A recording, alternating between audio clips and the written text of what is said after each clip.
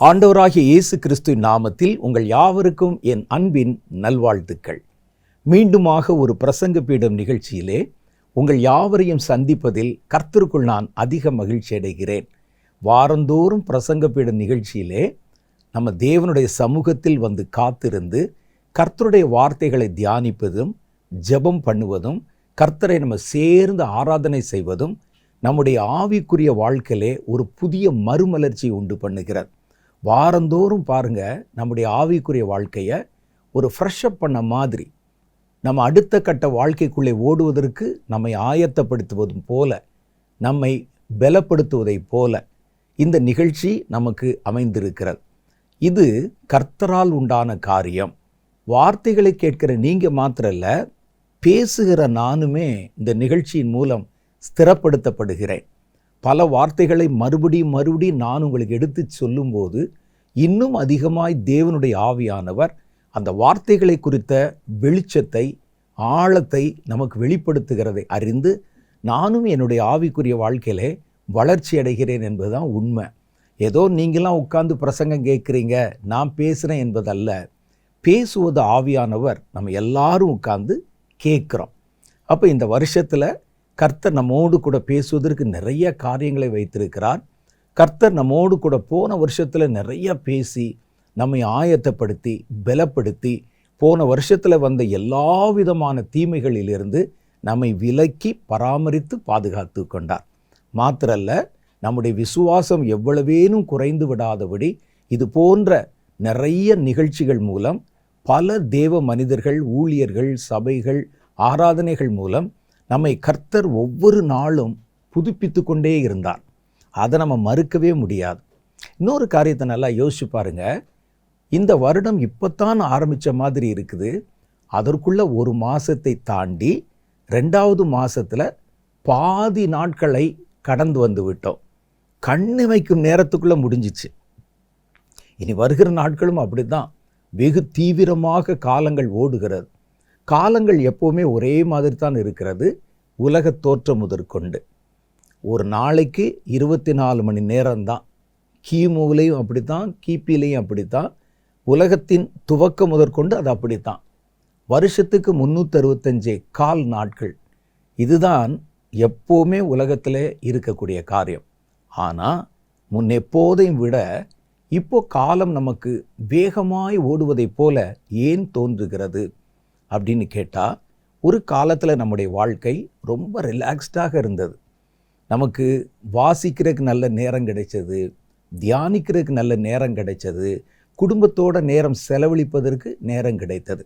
இப்போ நம்முடைய நேரத்தை பல பேர் பங்கு வைத்து கொள்ளுகிறார்கள்.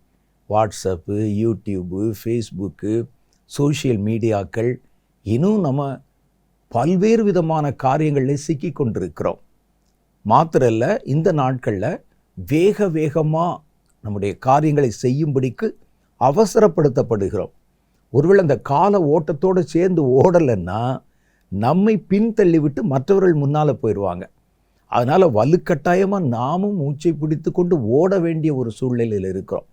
காலையில் எழுந்து சாயந்தரம் முடிவதற்குள்ள அந்த நாள் எப்படி முடிஞ்சிச்சுன்னே தெரியாத மாதிரி ஒன்றன் பின் ஒன்றாக வேகமான மாற்றங்கள், வேலைகள் நமக்கு இருக்கின்றன.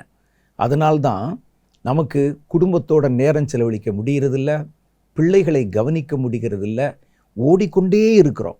மிச்சமாக இருக்கிற நேரங்களை கூட இந்த சோஷியல் மீடியா போன்ற காரியங்கள் நம்முடைய நேரத்தை அபகரித்து கொள்ளுகின்றன. இதெல்லாம் வச்சு பார்க்கும்போது நமக்கு காலம் வேகமாக ஓடுற மாதிரி தெரியுது.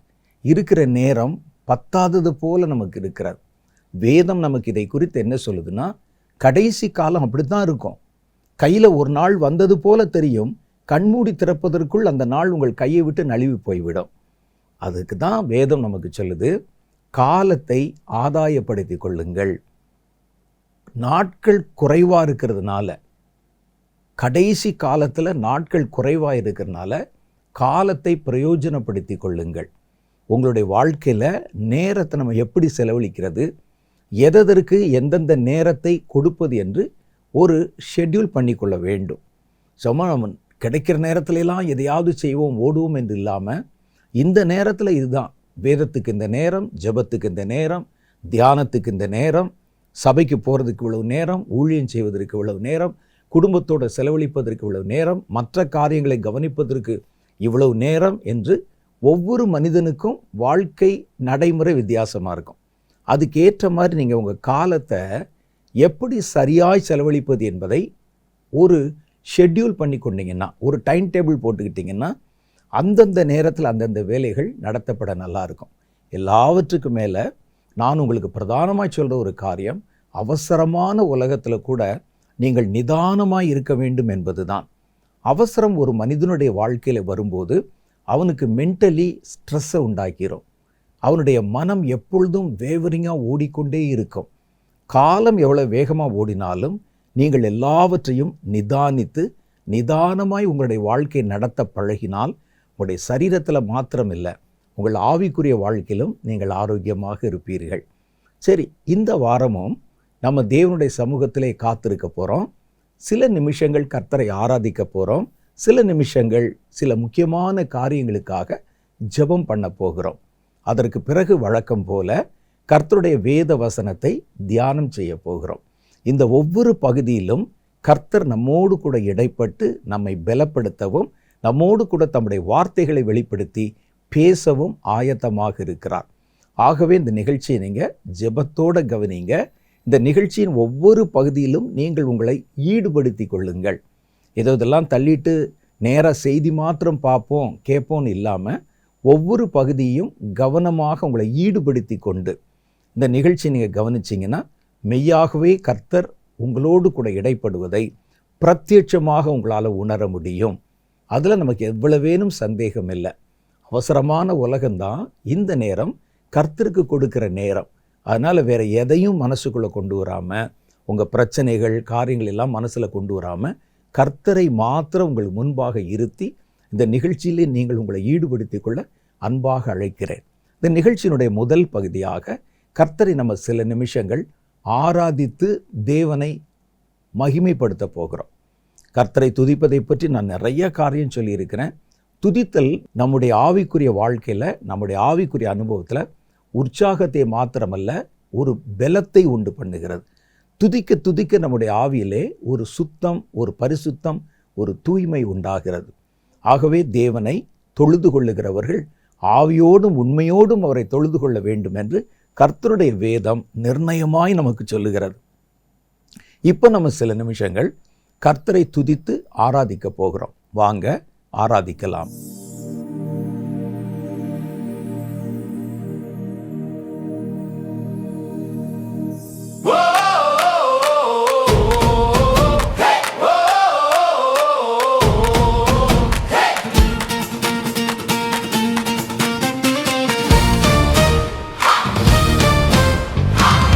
Rejoice and sing praises.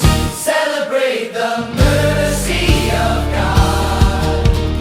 Praise with gratitude. The Lord Himself has drawn you near Him.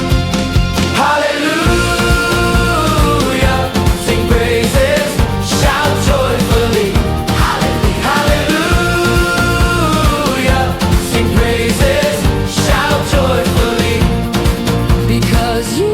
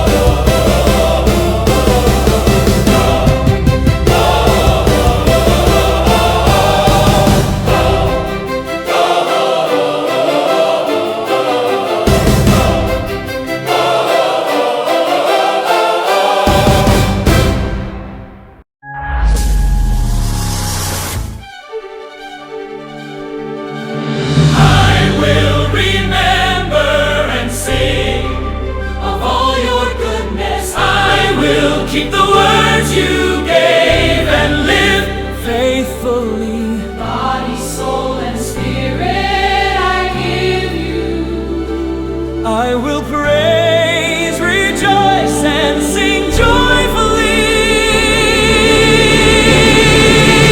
Lord, you are my strength. Lord, you are my fortress.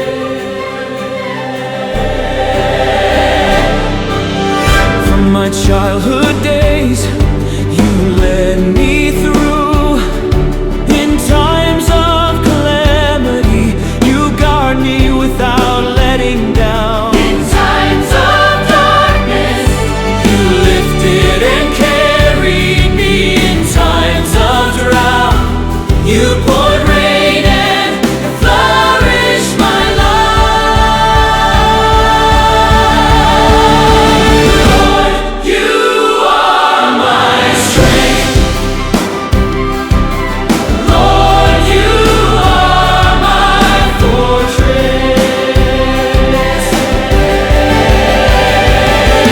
When trouble surrounded me like waves upon waves, you stepped into my boat and rebuked the waves. When I faced failure and returned in the empty boat, you filled my boat with overflowing fish and set me. Lord, you are my strength. Lord, you are my fortress. Lord, you are my strength. Lord, you are my fortress.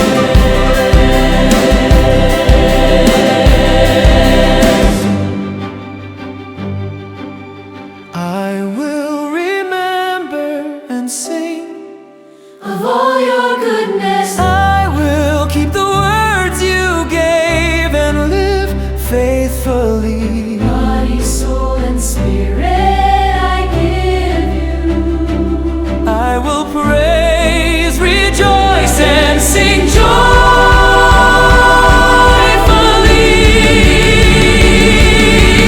Lord, you are my strength.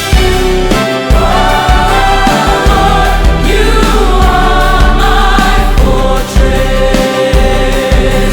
Lord, you are my strength. Lord, you are my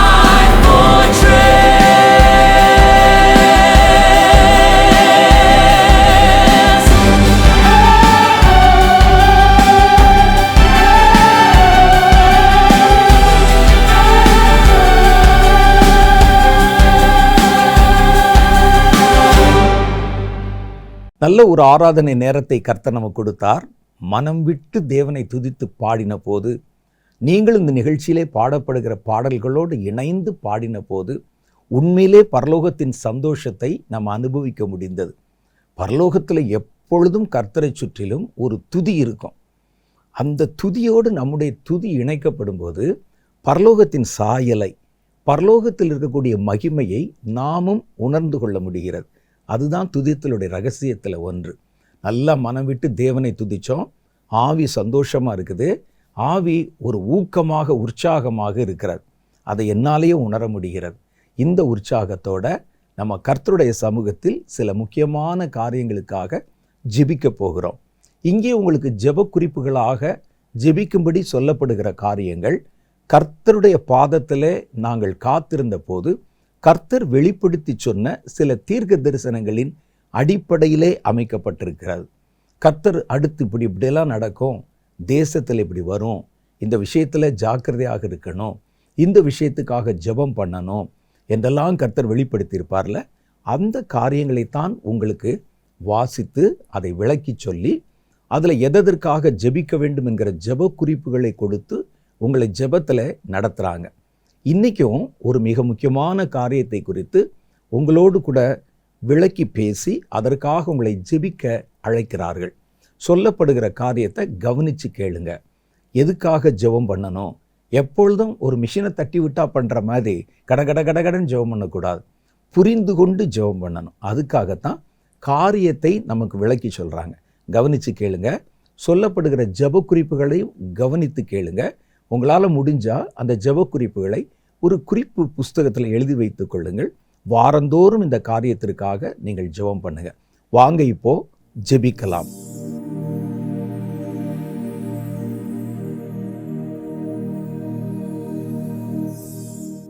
praise the Lord. இந்த நாள்லையும் ஒரு அவசரமான காரியத்திற்காக அதனுடைய முக்கியத்துவத்தை நம்ம புரிந்து கொண்டு அது எந்த அளவுக்கு இந்த நாட்கள்ல சமுதாயத்தையும் நம்முடைய தேசத்தை பாதிக்கப்பட போகுது அப்படிங்கிறதுக்காக அதை தெரிந்து கொண்டு நம்ம அதிகமாக ஜெபிக்க போகிறோம்.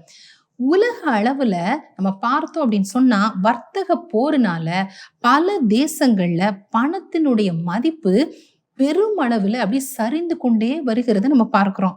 இதனால தங்கத்தினுடைய விலை தாறுமாறாக இந்த நாட்கள்ல உயர்ந்து கொண்டே போகுது அப்படிங்கிறத நம்ம எல்லாருமே ஃபேஸ் பண்றோம்.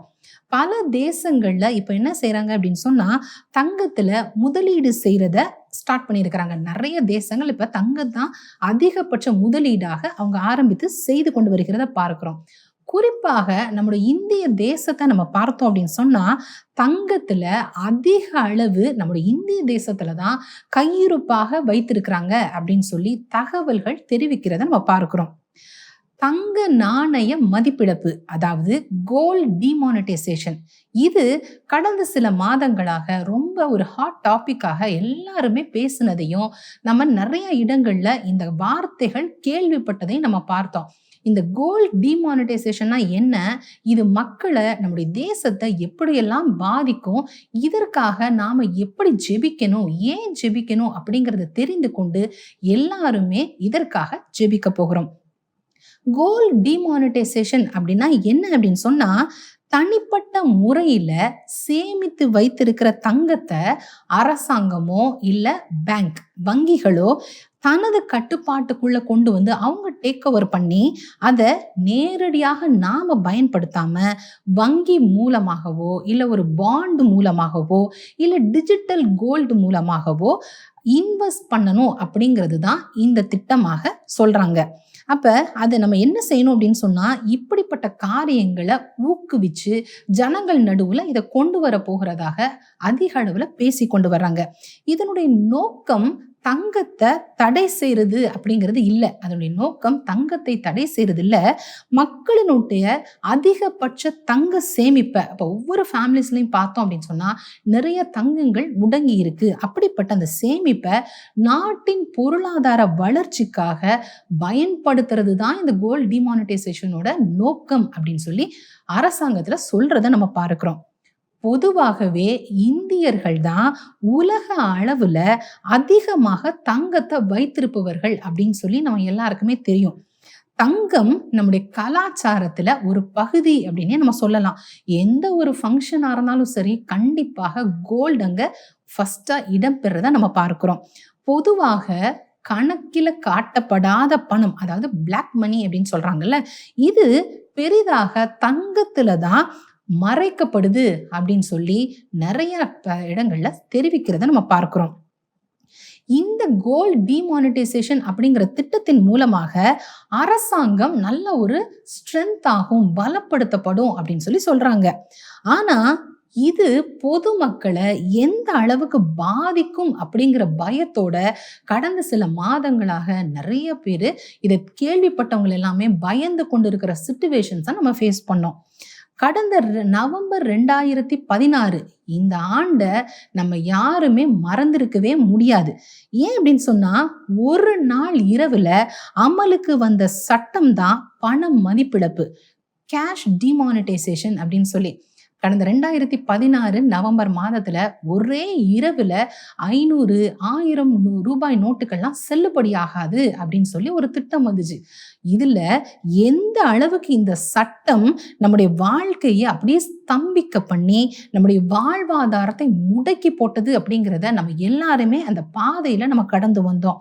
நம்முடைய அன்றாட வாழ்க்கை பாதிக்கப்பட்டு ஏடிஎம்கள்ல மிகப்பெரிய கியூ வரிசையாக நின்று எவ்வளோலாம் கஷ்டப்பட்டோம் அப்படிங்கிறத நம்ம எல்லாருக்குமே தெரியும். அதுல வயோதிபர்கள் இருந்தாங்க, வியாதியஸ்தர்கள் இருந்தாங்க, பிரெக்னன்ட் விமன் இருந்தாங்க. ஸோ இதனால நிறைய மரணங்கள் கூட ஏற்பட்டுச்சு அப்படிங்கிற செய்திகளை நம்ம கேட்டோம். நாம கஷ்டப்பட்டு சம்பாதித்த நம்முடைய சொந்த பணத்தை எடுக்கவும் அதை செலவழிக்கவும் நம்மால முடியல. அப்படிப்பட்ட ஒரு அவல நிலைய நம்ம எல்லாருமே கடந்து வந்ததுனால இந்த கோல்ட் டிமானிட்டைசேஷன் அப்படிங்கிற திட்டம் ஜனங்களுக்கு நடுவுல மிகப்பெரிய பயத்தை ஏற்படுத்தி கொண்டு வருகிறத நம்ம பார்க்கிறோம். இந்த நாட்கள்ல நம்முடைய குடும்பங்கள்ல பார்த்தோம் அப்படின்னு சொன்னா, கஷ்டப்பட்டு சிறுக சேமித்து வைத்திருக்கிற இந்த தங்கத்துக்கு ஒரு மதிப்பிழப்பு வருதுன்னு வச்சுக்கோங்க. எப்படி இருக்கும்? கொஞ்சம் யோசிச்சு நம்ம பார்க்கணும். இந்திய மக்கள் தான் தங்கத்தை அதிகமாக சேமிக்கிற பழக்கம் உடையவங்க. தங்கத்தை நம்பிதான் அதிக அளவுல தங்களுடைய வாழ்க்கையை நடத்தி கொண்டு வர்றாங்க அப்படின்னே நம்ம சொல்லலாம். எப்படி அப்படின்னு பார்த்தோம்னா, தங்களுடைய ஆபத்து நேரங்களாக இருக்கலாம், அதே போல படிப்பு செலவுகளாக இருக்கலாம், அதே போல புதிதாக தொழில் தொடங்கவோ இல்லை அந்த தொழிலை எக்ஸ்டெண்ட் பண்ணணும் அப்படிங்கிறதுக்காகவோ, அதே போல நம்ம சொத்துக்கள் வாங்குறது, இல்லை வீடுகள் கட்ட, இல்லை வீடுகளை நம்ம புதுசாக வாங்கணும் அப்படின்னு சொன்னாலோ, இல்லை வெளிநாடு வேலைகளுக்கு நம்ம கடந்து செல்லணும் அப்படிங்கிற காரணம், மருத்துவ செலவுகள், இப்படி பல காரியங்களுக்கும் நம்ம கிட்ட வைத்திருக்கிற தங்கத்தை அடமானமாக வைத்து அதை முதலீடாக வைத்துதான் வாழ்க்கையை நடத்தி வருகிறத நம்ம பார்க்கிறோம். இதுதான் நம்மளுடைய லைஃப் ஸ்டைலாகவே இருக்கு. இந்தியர்களுடைய வாழ்க்கையில ஒரு அங்கமாகவே மாறி போன தங்கத்தை இழக்க செய்வது அப்படிங்கிறது எந்த அளவுக்கு ஒரு பேரிழப்பாக கண்டிப்பாக நமக்கு இருக்கும். சமீபத்துல டைம்ஸ் ஆஃப் இந்தியா அப்படிங்கிற மேகசின்ல வெளிவந்த ஒரு ஆர்டிக்கல்ல பொருளாதார ஆலோசனை குழு உறுப்பினர் ஒருவர் பேசி இருக்கிறத பிரசுரித்திருந்தாங்க. அவர் என்னெல்லாம் பேசியிருந்தாரு அப்படிங்கிறத அந்த மேகசின்ல வெளியிட்டு இருந்தாங்க. அதுதான் இந்த நாள்ல ஒரு பேசும் பொருளாக நம்மை மிகப்பெரிய ஒரு அச்சத்திற்குள்ளாக தள்ளி இருக்கிறத நம்ம பார்க்கிறோம். இதற்காகத்தான் நம்ம அதிகமாக ஜெபிக்கணும். இப்படி போன்ற தீமைகள் நமக்கு தேசத்துல எழும்பக்கூடாது அப்படின்னு சொல்லி நம்ம ஜெபிக்கணும். இதுல என்ன எழுதியிருக்கிறாரு, என்ன சொல்லியிருந்தாரு அப்படின்னு பார்த்தா, இந்திய மக்களுடைய வீடுகள்ல செயலற்ற முறையில, அதாவது யூஸ் இல்லாம ஜஸ்ட் சேவ் மட்டும் பண்ணி லாக்கர்ல வச்சு பூட்டி வச்சிருக்கிறோம். அப்ப அப்படிப்பட்ட செயலற்ற முறையில சேமிப்பாக முடங்கி இருக்கிற தங்கத்தினுடைய மதிப்பு என்ன அப்படின்னு சொல்லி அவங்க கால்குலேட் பண்ணியிருக்கிறாங்க.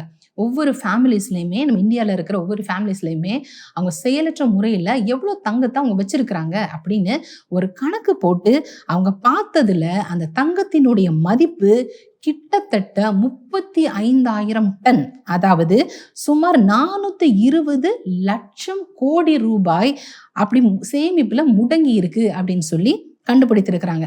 அப்ப என்ன சொல்றாங்க அப்படின்னு சொன்னா, இப்படி செயலற்ற முறையில ஒவ்வொரு ஃபேமிலிஸ்லயுமே இவ்வளோ தங்கம் முடங்கி இருக்கிறதுனால இத எடுத்து முறைப்படுத்தப்பட்ட பொருளாதாரத்திற்குள்ள இதை கொண்டு வந்துடணும் அப்படிங்கிறது தான் இந்த நோக்கம் அப்படின்னு சொல்லி சொல்றாங்க. அதாவது அப்படின்னா என்ன அப்படின்னு சொன்னா, என்ன செய்ய போறாங்க அப்படிங்கிறது தான் ரொம்ப ஒரு பயத்தை ஏற்படுத்தி இருக்கு. நல்ல தெளிவா நம்ம கவனித்து இதற்காக நம்ம ஜெபிக்கணும். வீடுகள்ல என்ன செய்யணும் அப்படின்னு சொன்னா, நம்ம தங்கங்களை நம்ம எல்லாரும் வச்சிருப்போம். ஒவ்வொருத்தவங்களும் அவங்களுடைய சக்திக்கு ஏற்றபடி 20 பவுன், 30 பவுன், 50 பவுன் இப்படி நிறைய வைத்திருப்போம். வீடுகள்ல தங்கத்தை என்ன செய்யணும் அப்படின்னு சொன்னா, அரசாங்கத்துல பதிவு செய்யணும் அப்படின்னு சொல்லி ஒரு சட்டத்தை கொண்டு வர போறதாக சொல்லி இருக்கிறாங்க. அப்படி பதிவு செய்த பொழுது நமக்கு ஒரு சர்டிபிகேட் கொடுப்பாங்க. அரசாங்கத்துல நம்முடைய கோல்டை கொண்டு போய் நான் இவ்வளவு வச்சிருக்கேன் என்னுடைய வீட்டுல அப்படின்னு சொல்லிட்டு போய் பதிவு செய்யணும். அப்படி பதிவு செய்யும் பொழுது அப்படி அதற்கு ஒரு சான்று கொடுப்பாங்க, ஒரு சர்டிபிகேட் கொடுப்பாங்க. அப்படி சான்று பெறப்படாத தங்கம் இனிமே செல்லுபடியாகாது அப்படின்னு சொல்லி ஒரு புதிய சட்டம் வரப்போவதாக அவர் பேசியிருந்தார். அதைத்தான் அந்த பத்திரிகையில வெளியிட்டு இருந்தாங்க. பதிவு செய்யப்பட்ட தங்க நகைகளை மட்டும்தான், சர்டிஃபை வாங்கின அந்த ஜுவல்ஸ் கோல்டு இருக்குல்ல, அதை மாத்திரம் தான் இனிமே நம்மால விற்க முடியும், அதை அடமானமாக வைக்கவும் முடியும். பதிவு செய்து சான்று பெறாத தங்கங்கத்தை நம்மளால யூஸ் பண்ண முடியாது, அது செல்லாது அப்படின்னு மட்டும் சொல்லிட்டா என்ன நடக்கும் யோசிச்சு பாருங்களேன். நம்முடைய வாழ்க்கை அப்படியே ஸ்தம்பிச்சு போயிடும். தங்கத்தை இந்தியாவில் மாற்றலை, சரி ஓகே, நான் நம்ம கண்ட்ரில தானே இப்படி கொண்டு வராங்க, நான் இந்திய தேசத்துல மாத்தலை, பக்கத்துல இருக்கிற எனக்கு தெரிஞ்ச ரிலேட்டிவ்ஸ் அதர் கண்ட்ரிஸ்ல இருக்கிறாங்க, நான் அங்க போய் எப்படியாவது மாத்திக்கிறேன்னு நம்ம நினைச்சா அதுவும் முடியாது. ஏன் அப்படின்னு சொன்னா, ஏர்போர்ட்ல எப்படி போதைப் பொருட்கள், ஆயுதங்கள் இதெல்லாம் எடுத்து போறதுக்கு தடையோ, அதே போல இந்த சான்றில்லாத தங்கங்கள் இருக்கு பாத்தீங்களா, அந்த சர்டிபிகேட் வாங்காத தங்கம், இத ஏர்போர்ட் வழியா அடுத்த கண்ட்ரிக்கு கொண்டு போக முடியாது. அப்ப அங்கேயும் நமக்கு ஒரு செக் வைக்கப்படுறதை நம்ம பார்க்கிறோம். உடனே இது என்ன ரொம்ப பயங்கரமான திட்டமாக இருக்கு, அப்ப நம்ம எல்லா தங்க நகைகளும் செல்லாம போயிருமேன்னு பயந்து கொண்டு பொதுமக்கள் நம்ம எல்லாரும் என்ன செய்வோம் அப்படின்னா, தங்கத்தை எடுத்துட்டு போயிட்டு கவர்மெண்ட்ல பதிவு செய்து சர்டிபிகேட் வாங்குவோம். இப்படி வாங்கின உடனே சில காலகட்டங்களுக்குள்ளாக அதற்கு வரி கட்டணும் அப்படின்னு சொல்லி ஒரு சட்டத்தை கொண்டு வருவாங்க. அப்ப ஒருவரும் தப்பிக்க முடியாது. ஒவ்வொரு மனிதர்கிட்டையும் எத்தனை இருக்கு, எவ்வளவு பவுண்ட்ஸ் இருக்கு, எவ்வளவு இருக்கு அப்படிங்கிறது கவர்மெண்ட்டுக்கு தெரியும். ஏன்னா நம்ம அதை போய் பதிவு செய்திருக்கிறோம். அப்ப அத்தனைக்கும் நம்ம கண்டிப்பாக வரி கட்டணும் அப்படிங்கிற சட்டம் வரும். அடுத்த சில காலங்கள்ல பார்த்தோம் அப்படின்னு சொன்னா, ஒரு குறிப்பிட்ட அளவு தங்கம் மட்டும்தான் ஒரு ஃபேமிலி வைத்துக் கொள்ளணும். ஏன்னா நம்முடைய கவர்மெண்ட்டுக்கு ஒரு நீடு இருக்கு, தேவைகள் இருக்கு.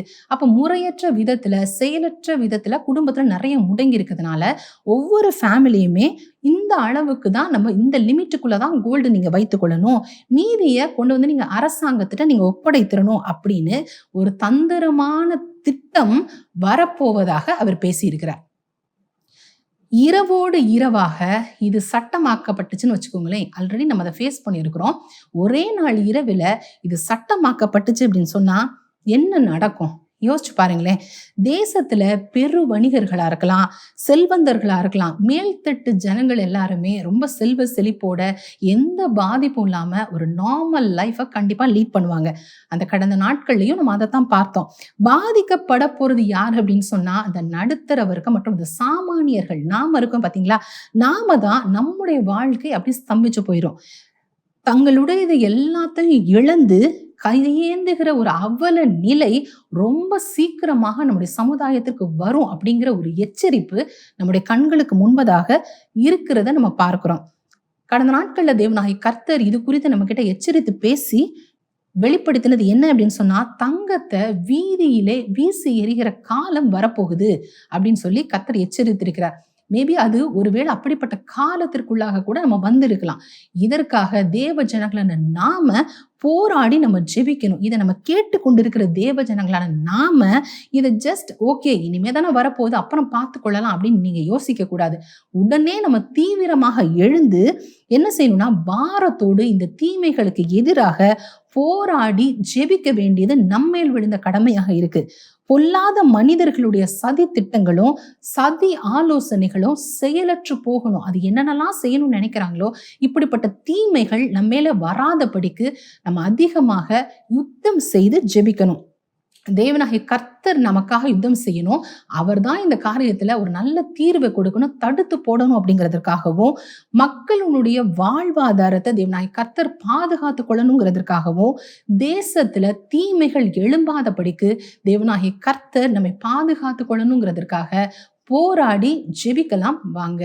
முதலாவது நம்ம ஜெபிக்க போற காரியம் எதற்காக அப்படின்னு சொன்னா, தேசத்தின் மக்களுடைய கையிருப்புகளையும் அவங்க கஷ்டப்பட்டு நாம சம்பாதித்த சேமிப்புகளையும் பறித்து கொண்டு நடு தெருவில் கையேந்துகிற நிலை, ஒரு அவலமான நிலைக்கு தள்ளணும் அப்படிங்கிறதுக்காக தீமையான நோக்கத்தோடு நிறைய மனிதர்கள் கிரியை செய்யறாங்க. இப்படிப்பட்ட காரியத்தை தேவனாகிய கர்த்தர் தடுத்து நிறுத்தணும் அப்படிங்கிறதுக்காகவும், நம்முடைய தேசத்தை துண்டாடும்படிக்கு மக்களுடைய பணம், அதே போல தங்கமா இருக்கலாம், வீடா இருக்கலாம், அவங்க என்னென்னலாம் கஷ்டப்பட்டு சம்பாதித்தாங்களோ அதை எல்லாத்தையும் பறித்து கொண்டு அவர்களை கஷ்டப்படுத்தணும், அவர்களை ஒன்றுமில்லாமல் செயலற்றவர்களாக ஆக்கணும், அடிமைப்படுத்தணும் அப்படிங்கிற நோக்கத்தோடு செயல்பட்டு வருகிற எல்லா பொல்லாத மனிதர்களின் திட்டங்களை தேவனாகிய கர்த்தர் இந்த நாளை தடுத்து போடணுங்கிறதுக்காக நம்மை கர்த்தர் பாதுகாத்துக் கொள்ளணும். ஏன்னா அவர்கிட்ட அவர்கிட்ட மட்டும்தான் நமக்கு பாதுகாப்பும் மீட்பும் இருக்கு. தேவனாகிய கர்த்தர் நமக்காக இந்த நாட்கள்ல யுத்தம் செய்யணுங்கிறதுக்காக பாரத்தோடு ஜெபிப்போம். அன்பும் இரக்கும் பரிசுத்தமுள்ள எங்கள் தேவனாகிய கர்த்தாவே, எங்கள் தேசத்தின் குடிமக்களுக்காக ஆண்டவரே, அவருடைய கையிருப்புகளுக்காக கர்த்தருடைய பாதத்துல மன்றாடி ஜெபிக்கிறோம். ஆண்டவரே, ஆண்டவரே, அவருடைய கையிருப்புகள் பறிக்கப்பட்டு ஆண்டவரே நடுத்தெருவுக்கு கொண்டு வரப்பட்டு ஆண்டவரே தகப்பனே, ஆண்டவரே பரிதபிக்கிற இந்த நிலைமை, ஆண்டவரே அதை இழக்கிற நிலைமை வராதபடிக்கு கர்த்தர் காத்து கொள்வீராக. ஆண்டவரே அப்பா, எல்லா ஆண்டவரே ஜனங்களுடைய சேமிப்புகளுக்காக, ஆண்டவரே தகப்பனுடைய சொத்துகளுக்காக, ஆண்டவரே தகப்பனே அவர்கள் பாடுபட்டு சேர்க்கப்பட்டு இருக்கிற எல்லா ஆண்டவரே அப்பா தகப்பனே அந்த சேமிப்புகளையும் கர்த்தர் பாதுகாத்து கொள்ளும்படிக்காக நாங்கள் ஜெபிக்கிறோம். ஆண்டவரே, அதற்கு விரோதமாய் வருகிற ஆண்டவரே அப்பா திட்டங்களும் சட்டங்களும் ஆண்டவரே அது தகர்க்கப்பட ஜெபிக்கிறோம். அப்படிப்பட்ட எந்த ஒரு சட்டமும் இயற்றப்படாதபடி கர்த்தர் காத்து கொள்வீராக. ஆண்டவரே அப்பா, நாங்க பார்க்கிறோமே வேதத்துல ஆண்டவரே இப்படிப்பட்ட சுமையினால ஜனங்கள் ஆண்டவரே பார்வோனினால ஆண்டவரே சுமத்தப்பட்ட பொழுது ஆண்டவரே அவர்கள் கூக்குரலை தேவனாகிய கர்த்தர் கேட்டீரே அப்பா. இப்பொழுது எங்கள் ஜனங்களை, எங்கள் குடிமக்களை கர்த்தருடைய கரத்துல ஒப்பு கொடுக்கிறோம். ஆண்டவரே அவருடைய கூக்குரலை கர்த்தர் கேட்பீராக. ஆண்டவரே வரி சுமையினால, பணம் இழப்பினால, இப்படிப்பட்ட பல விதமான பாதிப்புகளினால பாதிக்கப்பட்ட ஜனங்களை ஆண்டவரே தகப்பனே இப்படி இருக்கிற நிலைமையில இப்பொழுதும் ஆண்டவரே இவர்களுக்கு விரோதமாய் ஆண்டவரே இப்படிப்பட்ட சட்டங்கள் ஆண்டவரே தங்கத்துக்கு விரோதமாக ஆண்டவரே அப்பா தகப்பனே சொத்துகளுக்கு விரோதமாக எந்த ஒரு சட்டமும் ஏற்றப்படக்கூடாது. ஆண்டவரே அப்பா தகப்பனே ஜனங்களை மீட்டு ரட்சிக்கிற தேவனாகிய கர்த்தாவே இயேசு சாமி, எங்கள் ஜனங்களுமை அறிந்து கொள்ளணும். அவருடைய துன்பங்களுக்கும் ஆண்டவரே அவருடைய நெருக்கடிகளுக்கும் ஆண்டவரே தப்புவிக்கிற நீர் அவர்களை விடுவித்து ரட்சித்து ஆண்டவரே தகப்பனே உம்மை அறிந்து கொள்ள உதவி செய்வீராக. கர்த்தர் அப்படி செய்ய போறோம். நல்ல கிருபைக்காய் துதிக்கிறோம். உம்முடைய கரத்துல ஒப்பு கொடுக்கிறோம். இயேசு கிறிஸ்துவின் நாமத்தினாலே ஜெபிக்கிறோம் எங்கள் நல்ல பிதாவே. ஆமேன், ஆமேன். இரண்டாவது காரியமாக, இந்த கோல்ட் டிமானிட்டைசேஷன் அப்படிங்கிற இந்த திட்டம் செயலுக்கு வந்துச்சு அப்படின்னு சொன்னா அதிக அளவுல பாதிக்கப்பட போறது சாமானிய மனிதர்களுடைய வாழ்க்கை முறைதான். நாம தான் இதுல அதிகமாக பாதிக்கப்பட போறோம். அதனால இந்த நாள்ல இது எப்பவோ நடக்க போகுது அப்படின்னு நம்ம நிர்விசாரமாக இல்லாதபடிக்கு இந்த நாள்ல இந்த திட்டத்துக்கு எதிராக தேவனுடைய பாதத்துல நம்ம போராடி நம்ம ஜெபிக்கணும். சாத்தானுக்கு விரோதமாக இந்த திட்டங்களை தீய மனிதர்களை கொண்டுதான் நிறைவேற்ற போறான். இந்த நாள்ல நாம எழும்பி அப்படிப்பட்ட தீமைகளுக்கு எதிராக யுத்தம் செய்து வைராக்கியமாக ஜெபிக்கலாம். வாங்க. ஜீவனுள்ள தேவனாகிய கர்த்தாவே, எங்கள் தேசத்தின் ஜனங்களுடைய வாழ்வாதாரங்களுக்கும் பொருளாதாரங்களுக்கும் விரோதமாக என் தேசத்திலே வரவிருக்கிற ஆபத்துகள் முந்தி தடுக்கப்பட உம்முடைய முகத்தை நோக்கி இந்த நாளிலே நாங்கள் ஜெபிக்கிறோம் சுவாமி. ஆண்டவரே, ஏற்கனவே வந்த பண மதிப்பிழப்பினால ஜனங்களுடைய வாழ்வாதாரங்களும் பொருளாதாரங்களும் தொழில்களும் வியாபாரங்களும் நசிந்து போன ஒரு நிலைமையில இன்று வரைக்கும் எழும்ப முடியாதபடிக்கு அவர்கள் வேதனைப்பட்டு கஷ்டப்பட்டு கொண்டிருக்கிறார்கள் அப்பா. இப்பொழுதும் தங்க மதிப்பிழப்பு சட்டம் வந்துவிடுமோ, தங்கள் கையில் இருக்கக்கூடிய தங்கங்கள்லாம் பறிக்கப்பட்டு விடுமோ, அந்த தங்கங்களுக்கு வரி விதிக்கப்பட்டு விடுவார்களோ என்கிற கலக்கமும் பயமும் ஜனங்களுடைய இருதயத்திலே காணப்படுகிறது அப்பா. ஆண்டவரை, பொல்லாத மனிதர்கள் என் தேசத்தின் ஜனங்களுடைய தங்கத்துக்கு விரோதமாக ஆண்டவரை அவர்கள் போடுகிற எல்லா திட்டங்களும், திரைமறைவில் செய்கிற எல்லா காரியங்களும் அபத்தமாக்கப்பட நாங்கள் ஜெபிக்கிறோம். ஆண்டவரே, பொல்லாத மனிதர்கள் தேசத்தின் ஜனங்களுடைய தங்கத்தை பறித்து கொண்டு அவர்களை நிர்கதியாக நிற்க வைக்கிற பொல்லாத சூழ்ச்சிகள், சதி திட்டங்கள், சாத்தானுடைய மனதில் இருக்கக்கூடிய இந்த காரியங்கள் எல்லாம் அபத்தமாய் போவதாக என் தேசத்து ஜனங்கள் ஆண்டவரே நடுத்தர்கள் வந்து நிற்கக்கூடிய நிலைமை வரக்கூடாதப்பா. அன்றாட ஒரு வேளை உணவுக்காக, அன்றாட தேவைக்காக அவர்கள் கையேந்தி நிற்கக்கூடிய நிலைமை எங்க தேசத்தில் வராதபடிக்கு ஆண்டவரே அவர்களை நீ காப்பாற்றும்படிக்கு, அவர்களை ஆளுகை செய்யும்படிக்கு, அவர்கள் மனதிலே ஒரு விழிப்புணர்வின் ஆவியை ஊற்றும்படிக்கு நாங்கள் ஜெபிக்கிறோம். தேசத்தின் ஜனங்களுடைய எல்லா காரியங்களையும் நீங்க பொறுப்படுத்தி அவங்க ஜீவனை ஆண்டவரே அவங்க வாழ்வாதாரங்களை காத்துக்கொள்ள உங்களுடைய பாதத்திலே கெஞ்சி ஜெபிக்கிறோம். இயேசுவின் நாமத்தில் எங்கள் ஜெபங்களை எல்லாம் ஏற்றுக்கொள்ளும் நல்ல பிதாவே. ஆமேன். நல்ல ஒரு ஜெப நேரத்தை கர்த்தர் நமக்கு கொடுத்தார். நம்ம ஜெபம் பண்ணும்போது பரிசுத்த ஆவியானவரும் நம்மோடு கூட இணைந்து நம்முடைய பலவீனத்தில் உதவி செய்ததை பிரத்யட்சமாக நீங்கள் உணர்ந்திருப்பீங்க. நல்ல மன ஈடுபாடோடு ஒரு காரியத்தை விளங்கி கொண்டு பாரத்தோட, அந்தந்த காரியங்களை குறித்த பாரத்தோட ஜெபம் பண்ண நம்ம ஆரம்பிக்கும் போதே அந்த ஜெபத்தின் ஆழத்திலே நுழையும் போது பரிசுத்த ஆவியானவர் அந்த ஜெபத்திலே நமக்கு பக்கபலமாக இருந்து உதவி செய்வதை பிரத்யட்சமாக உணர முடியும். இந்த நிகழ்ச்சியில் மாத்திரம் இல்லை, உங்கள் தனி ஜெபத்தில், குடும்ப ஜெபத்தில், குழு ஜெபத்தில் கூட நீங்கள் அதை தெளிவாக உணர முடியும். இன்றைக்கும் பரிசுத்த ஆவியானவர் நாம் ஜெபிப்பதற்கு நமக்கு உதவி செய்தார் என்பதை தெளிவாக நாம் அறிந்திருக்கிறோம்.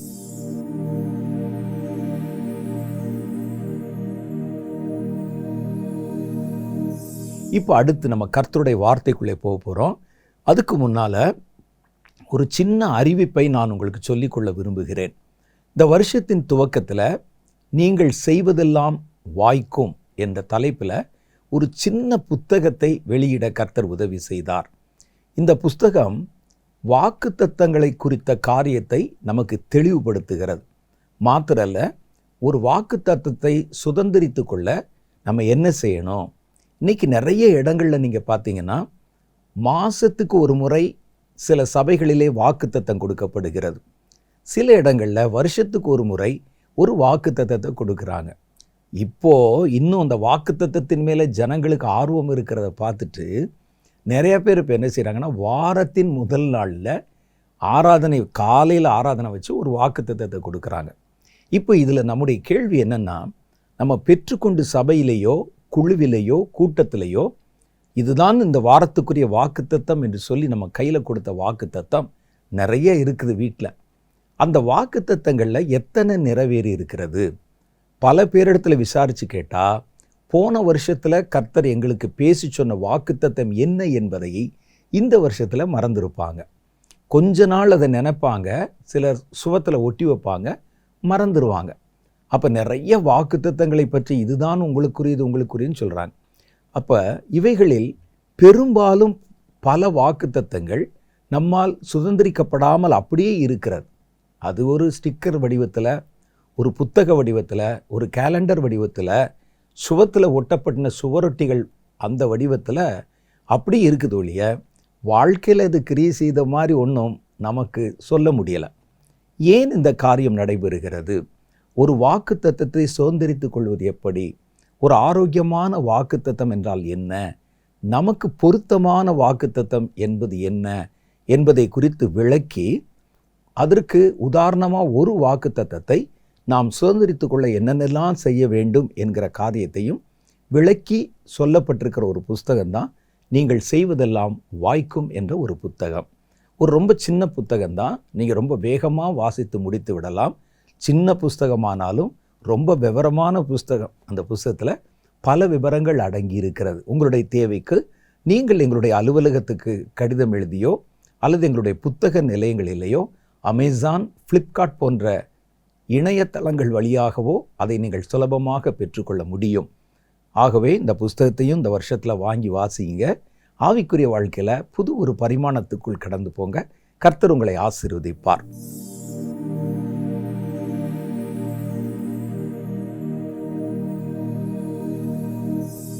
இன்னைக்கு நம்ம என்ன செய்ய போகிறோம்? தேவனுடைய வார்த்தையை தியானிக்க போகிறோம். இந்த வாரத்தில் நாம் பிரசங்கத்துக்காக அல்லது தியானத்திற்காக தேர்ந்தெடுத்து கொண்ட வேத வசனம் 1 யோவானுடைய புஸ்தகம் 2வது அதிகாரம் 17வது வசனம். இன்னைக்கு தியான வசனம் இதுதான். அது என்ன சொல்லுதுன்னா, உலகமும் அதன் இச்சையும் ஒளிந்து போம், தேவனுடைய சித்தத்தின்படி செய்கிறவனோ என்றென்றைக்கும் நிலைத்திருப்பான். உலகம் நமக்கு முன்னால் நிரந்தரமாக இருக்கிற மாதிரி தெரியும். அது ஒரு மாய தோற்றம். இதை நம்பித்தான் பல பேர் தன்னுடைய வாழ்க்கையை தொலைச்சிருவாங்க. மனிதனுடைய வாழ்க்கை ஒரு நிமிஷத்தில் அவருடைய கையை விட்டு வழுவி போய்விடும். ஆனால் அதுக்கு முன்னால் அந்த வாழ்க்கைக்காக அவன் படுகிற பாடு, அவன் செய்கிற பிரயாசங்கள், அவன் செய்கிற ரொம்ப எக்ஸ்ட்ரீமான காரியங்கள், ஏதோ வாழ்க்கையில் இவர் பல தலைமுறையாய் வாழப்போகிற ஒரு மாதிரியும், அதற்காக அவர் சொத்து சேர்க்கவும், பணத்தை சேர்க்கவும், அதிகாரத்தை சேர்க்கவும் அவர்கள் படுகிற பாடு, ஐயோ பார்த்தீங்கன்னா அவ்வளோ பயங்கரமாக இருக்கும். ஆனால் வேதம் சொல்லுது, அவைகள் நீங்கள் எவ்வளவுதான் சேர்த்தாலும், எவ்வளவுதான் அவைகள் பின்னால் ஓடினாலும், அவைகளுக்கு முக்கியத்துவம் கொடுத்தாலும் எல்லாம் சீக்கிரமாக ஒழிஞ்சு போயிடும். ஆனால் தேவனுடைய சித்தத்தை செய்கிறவன் என்றென்றைக்கும் நிலைத்திருப்பான். ஆண்டவருடைய சித்தத்தை செஞ்சு ஒருவன் நித்திய ஜீவனை பெற்றுக்கொண்டு விட்டால் அவன் என்றென்றைக்கும் அழிவில்லாத ஒரு வாழ்க்கையில், அழிவில்லாத ஒரு சரீரத்தில் அந்த வாழ்க்கையை சுதந்திரித்து கொள்வான். அதுதான் வேதம் முழுசும் நமக்கு காட்டக்கூடிய மைய கருத்து. மனிதர்கள் முடிவில்லாத ஒரு வாழ்க்கையை பெற முடியும். அதற்கு அவர்கள் என்னென்னலாம் செய்யணும் தான் வேதம் பிரதானமாய் நமக்கு சொல்லி கொடுக்கிறது. அதில் ஒன்று அவங்க சொல்கிறாங்க, தேவனுடைய சித்தத்தின்படி செய்கிறவனோ என்றென்றைக்கும் நிலைத்திருப்பான். ஒரு கிறிஸ்தவனுடைய வாழ்க்கை, நான் சொல்கிறது உண்மையான கிறிஸ்தவன், தேவனுடைய பிள்ளை, ஒரு கிறிஸ்தவனுடைய வாழ்க்கை தேவனுடைய சித்தத்தை அஸ்திபார இடப்பட்டு அதன் மேலே கட்டப்பட்டதாக இருக்கணும். அவன் எதை செய்தாலும் அதனுடைய தேவனுடைய சித்தத்தை நாடுவது சிறப்பு. ஏன்னா கர்த்தருடைய பிள்ளைகள், கர்த்தருடைய கையிலே நாம் நம்மை ஒப்பு கொடுத்துருக்கிறோம். இந்த காரியத்தை செய்யலாமா செய்ய வேண்டாமா, போகலாமா போக வேண்டாமா, பேசலாமா பேச வேண்டாமா என்ற எல்லாவற்றுக்கும் தேவனுடைய நடத்துதலை சார்ந்து கர்த்தர் இந்த விஷயத்தை குறித்து என்ன சொல்லுகிறார் என்ற அவருடைய சித்தத்தை தெளிவுபடுத்தி கொண்டு ஜீவிப்பது தான் கிறிஸ்தவ வாழ்க்கையின் பிரதானமான முக்கிய காரியம். அப்போ தேவனுடைய சித்தத்தின்படி செய்கிறவன். ஆனால் நடைமுறையில் அது முழுக்க சாத்தியமானா கொஞ்சம் கஷ்டம்தான். ஏன்னா அவசரமாக ஒரு முடிவு எடுக்க வேண்டியிருக்கும். நம்ம போய்கொண்டிருக்கும் போதே ஒரு காரியத்தை நம்ம ஒரு முடிவுக்குள்ளே வர வேண்டியிருக்கும். அப்போ அந்த நேரத்தில் தேவனுடைய சித்தத்தை நாடி உட்கார்ந்து ஜெபம் பண்ணி காத்திருக்க முடிவதில்லை. ஆனால் இதெல்லாம் ஆண்டவருக்கு தெரியும். கர்த்தர் சில முக்கியமான காரியங்களில் நீங்கள் கண்டிப்பாக அவருடைய சித்தத்தை நாடி சித்தத்தின்படி தான் செய்ய வேண்டும் என்ற சில காரியங்களை அறுதிட்டு வைத்திருக்கிறார். அதை நீங்கள் செய்யும்போது தேவனுடைய சித்தம் இல்லாமல் அதை நீங்கள் செய்யக்கூடாது. அப்படி செஞ்சீங்கன்னா அதில் எந்த கனியையோ பலனையோ உங்களால் எதிர்பார்க்க முடியாது. இந்த காரியங்கள் கட்டாயம் தேவனுடைய சித்தத்தின் அடிப்படையில் தான் செய்யப்பட வேண்டும். அப்படி 1-2 காரியங்களை நான் இந்த வாரம் உங்களோடு கூட பகிர்ந்து கொள்ள விரும்புகிறேன். இது மாதிரி இன்னும் நிறையா இருக்குது பைபிளில் சித்தத்தின்படி செய்ய வேண்டிய காரியங்கள். மற்றதை நீங்கள் உட்கார்ந்து யோசிச்சிங்கன்னா, தியானிச்சிங்கன்னா கர்த்தர் மேலதிகமாக பல விவரங்களை உங்களோடு கூட வெளிப்படுத்தி சொல்லுவார். முதல் காரியம் என்ன? இது தேவனுடைய சித்தத்தின்படி தான் செய்யணும். தேவனுடைய சித்தத்தின்படி இல்லாமல் நீங்கள் செஞ்சீங்கன்னா இதில் எந்த பலனையும் பெற முடியாது. அப்படி இருக்கிற முதல் காரியம் என்ன தெரியுமா? ஜெபம். ஜெபம் பாருங்களேன், தேவனுடைய சித்தத்தை நாடாமல் நாம ஒரு ஷெட்யூல் பண்ணி கொண்டு நாம ஒரு காரியத்தை அமைத்து கொண்டு இதுதான் ஜெபம் என்று நம்ம நினைத்து கொண்டு நாம் சில காரியங்களை திட்டம் வைத்து கொண்டு காலையில் இந்தியாவுக்கு ஜெபம் பண்ணணும், மத்தியானம் இஸ்ரேலுக்கு ஜெபம் பண்ணணும், ராத்திரி தூங்க போகிறதுக்கு முன்னால் நமக்கும் நம்முடைய குடும்பத்துக்கும் ஜெபம் பண்ணணும். இப்படியெல்லாம் நாமாய் வடிவமைத்து கொண்டு ஒரு ஜெபத்தில் நம்ம ஈடுபடுகிறோம். ஆனால் வேதம் சொல்லுகிறது, ஜெபத்தினுடைய உயிர் நாடி உங்கள் ஜெபத்தை பயனுள்ளதாய் மாற்றுவது எதுன்னு கேட்டால், உங்கள் ஜெபம் தேவனுடைய சித்தத்தின்படியே செய்யப்பட வேண்டும். உங்களுக்கு ஒரு காரியம் தேவைன்னா கூட அது தேவனுடைய சித்தமா என்று அறிந்து தான் அதற்கு நீங்கள் ஜெபம் பண்ணணும். அப்போ தேவனுடைய சித்தத்தை முதல்ல தெரிந்து நம்ம செய்கிற ஜெபம் தேவனுக்கு சித்தமான காரியமா என்பதை விளங்கி கொண்டு அதுக்கு பிறகு ஜெபம் பண்ணணும். ஜெபம் பண்ணுகிற எல்லாரும் கற்றுக்கொள்ள வேண்டிய காரியம் அதுதான். இன்றைக்கு பல இடங்களில் நமக்கு ஜெபிப்பதற்குண்டான காரியங்கள் மற்றவர்களிடத்திலிருந்து தான் நமக்கு ஜெப குறிப்புகளாக சொல்லப்படுகிறது. ஆனால் நீங்கள் தேவனுடைய சமூகத்தில் ஒரு காரியத்திற்கு மனப்பூர்வமாக ஜெபிக்க விரும்பினால் முதல்ல ஆண்டவர்கிட்ட கேளுங்க. ஆண்டவரே, நான் ஜெபிக்க வந்திருக்கிறேன், நான் இன்னைக்கு எதுக்கு ஜெபம் பண்ணணும்னு நீங்கள் விரும்புகிறீங்க? மற்றவர்கள் நமக்கு ஜெப குறிப்புகள் கொடுத்தாங்களே, அதை பின்னால் வச்சுக்கலாம், அதுக்காக ஜெபம் பண்ணக்கூடாதுன்னு சொல்லலை. நீங்கள் முதல்ல ஒரு ஜெப அறைக்குள்ளே போகும்போது முதல்ல முழங்கால் படிக்கிட்டு நீங்கள் ஆண்டவர்கிட்ட சொல்லணும், ஆண்டவரே ஸோ நான் உங்கள் சமூகத்தில் வந்து நிற்கிறேன், ஜெபம் பண்ணுவதற்கு வந்து நிற்கிறேன். நான் இன்னைக்கு எதற்கு ஜெபம் பண்ண வேண்டும் என்று நீர் சித்தம் வைத்திருக்கிறீர். அது எதுவானாலும் இருக்கலாம். ஒருவேளை உங்களுக்கு சம்பந்தம் இல்லாத ஒரு தேசத்தை பற்றி கூட கர்த்தர் சொல்லலாம். நான் இப்போ எதுக்கு ஜெபம் பண்ணணும் அப்படின்னு நீங்கள் கேளுங்க. கொஞ்ச நேரம் அமைதியாக காத்துருங்க. உங்கள் மனசில் தெளிவாய் தோன்றும், இந்த காரியத்துக்கு ஜெபம் பண்ணு, இவ்வளவு நேரம் ஜெபம் பண்ணு, ஊக்கத்தோடு ஜெபம் பண்ணு. கர்த்தருடைய ஆவியானவர் காரியங்களை வெளிப்படுத்துவார். அந்த ஜெபத்தை செஞ்சு முடித்த பிறகு தான் அதுக்கப்புறம் நீங்கள் வழக்கமாக வச்சுருக்கிற ஜெபங்கள், உங்களுக்கு ஜெபிக்கும்படிக்கு எதெல்லாம் கேட்டுக்கொண்டாங்களோ அந்த மாதிரி ஜெபங்களுக்கு நேரம் கொடுப்பது உங்களுடைய ஜெப வாழ்க்கையை ஆரோக்கியமுள்ள வாழ்க்கையாக மாற்ற ஆரம்பித்து விடும். ஏன் கர்த்தருடைய சித்தத்தை கேட்டு நம்ம ஜெபம் பண்ணணும் அப்படின்னு சொன்னால், எந்த நேரத்தில் எந்த காரியத்திற்கு இப்போ அவசரமாக ஜெபம் தேவைப்படுகிறது என்பது உங்களுக்கு தெரியாது, கர்த்தருக்கு தான் தெரியும். நமக்கு ஜெபிக்க வேண்டிய காரியம் அப்படின்னு சொன்னால் நம்மை சுற்றிலும் நமக்கு பரிச்சயமாக இருக்கிற காரியங்களை குறித்து தான் ஜெபிக்க வேண்டும் என்கிற எண்ணம் தோன்றும். உங்களுக்கு தெரியாத வேறொரு தேசத்தில் இருக்கிற அல்லது சாத்தான் செய்கிற ஒரு திட்டம், அதுக்கு இப்போ நம்ம ஜெபம் பண்ணணும் அவசரமா அப்படிங்கும்போது அது நமக்கு தெரியாமல் போயிடும். அதனால தான் முதல்ல என்ன சொல்கிறோம், ஆண்டவரே நான் ஜெபிக்க வந்துட்டேன், நீங்கள் என்ன சொன்னாலும் ஜெபிக்க காத்திருக்கிறேன், இன்னைக்கு நான் எதற்கு ஜெபம் பண்ண வேண்டியது உமக்கு அவசியமாக இருக்கிறது அப்படின்னு நீங்கள் கேட்டிங்கன்னா கண்டிப்பாக பாருங்கள், கர்த்தர் சீக்கிரமே உங்களிடத்தில் ஜெபிக்க வேண்டிய காரியங்களை வெளிப்படுத்தி பேசுவார். அதுதான் தேவனுடைய சித்தத்துக்கு உட்பட்ட நம்ம ஜெபம் பண்ணுவது. வேதத்தில் பாருங்களேன், 1 யோவானுடைய புஸ்தகம் 5வது அதிகாரம் 14வது வசனம் சொல்லுகிறது, நாம் எதையாவது அவருடைய சித்தத்தின்படி கேட்டால், அவர் சித்தத்தின்படி கேட்டால் அவர் நமக்கு செவி கொடுக்கிறார் என்பதே அவரை பற்றி நாம் கொண்டிருக்கிற தைரியம். நீங்கள் உங்கள் விருப்பத்தின்படி அல்ல, அவருக்கு அது விருப்பமா, அவருடைய விருப்பம் என்ன என்பதை கேட்டு நீங்கள் ஜெபம் பண்ணால் கர்த்தர் அந்த ஜெபத்திற்கு நிச்சயம் செவி கொடுக்கிறார் என்பது நாம் அறிந்திருக்கிற நம்முடைய மன தைரியம், விசுவாசம். அதான் உண்மை. அப்போ முதல்ல நம்ம என்ன செய்யணும், நமக்கு சித்தமானவைகளுக்கு அல்ல, தேவனுக்கு சித்தமானது என்ன, நான் எதுக்கு ஜெபம் பண்ணணும்னு கர்த்தர் எதிர்பார்க்கிறார். ஒருவேளை உங்களுடைய மன விருப்பத்திற்கு நேர் மாறாக கர்த்தர் சொல்லுகிற தேவனுக்கு சித்தமானது நேர் மாறாக வேற ஒன்று இருக்கும். நீங்கள் இதுதான் இப்போ அவசரம் நீங்கள் சொல்லிகிட்டு இருப்பீங்க, நான் ஜெபம் பண்ணணும் ஆண்டவரே அப்படின்னு நீங்கள் கேட்டுட்டு இருப்பீங்க. கர்த்தர் சொல்வார், இல்லை இது இப்போ தேவையில்லை, நான் சொல்லுகிற காரியத்துக்கு ஜெபம் பண்ணேன். எப்போ கர்த்தருடைய சித்தம் தெரிஞ்சிருச்சுன்னா அந்த சித்தத்தை அடிப்படையாக வைத்து ஜெபிப்பது தான் ஒரு ஆரோக்கியமான ஜெபத்தை நமக்குள்ளே ஏற்படுத்தும். சில சமயத்தில் கர்த்தர் வெளிப்படுத்துகிற சித்தத்தை தாண்டி உங்களுக்கு வேற ஒரு விருப்பம் இருக்கும். அப்படி விருப்பம் இருந்தால் கூட தேவனுக்கு சித்தம் எது என்பதை நீங்கள் விளங்கி கொண்டு அவருடைய சித்தத்துக்கு ஒப்பு கொடுத்து நீங்கள் ஜெபம் பண்ணணும். உங்கள் காரியத்தை புறம்பே தள்ளிடணும். இயேசுவை சிலுவையிலே அறையப்படும் போவதற்கு முதல் நாள், அந்த நாள் ராத்திரியிலே அவர் கெத்செமனே தோட்டத்தில் ஜெபம் பண்ணுறார். இயேசுக்கு என்னென்னா, இந்த பாத்திரம், இந்த சிலுவையை தூக்கி சுமக்கணுமே, இந்த பாத்திரம் தன்னை விட்டு நீங்கி கர்த்தர் அதற்கு அந்த நேரத்தில் வேறொரு மாற்று வைத்து விட்டால் நல்லா இருக்குமேன்னு அவருக்கு ஒரு ஆசை.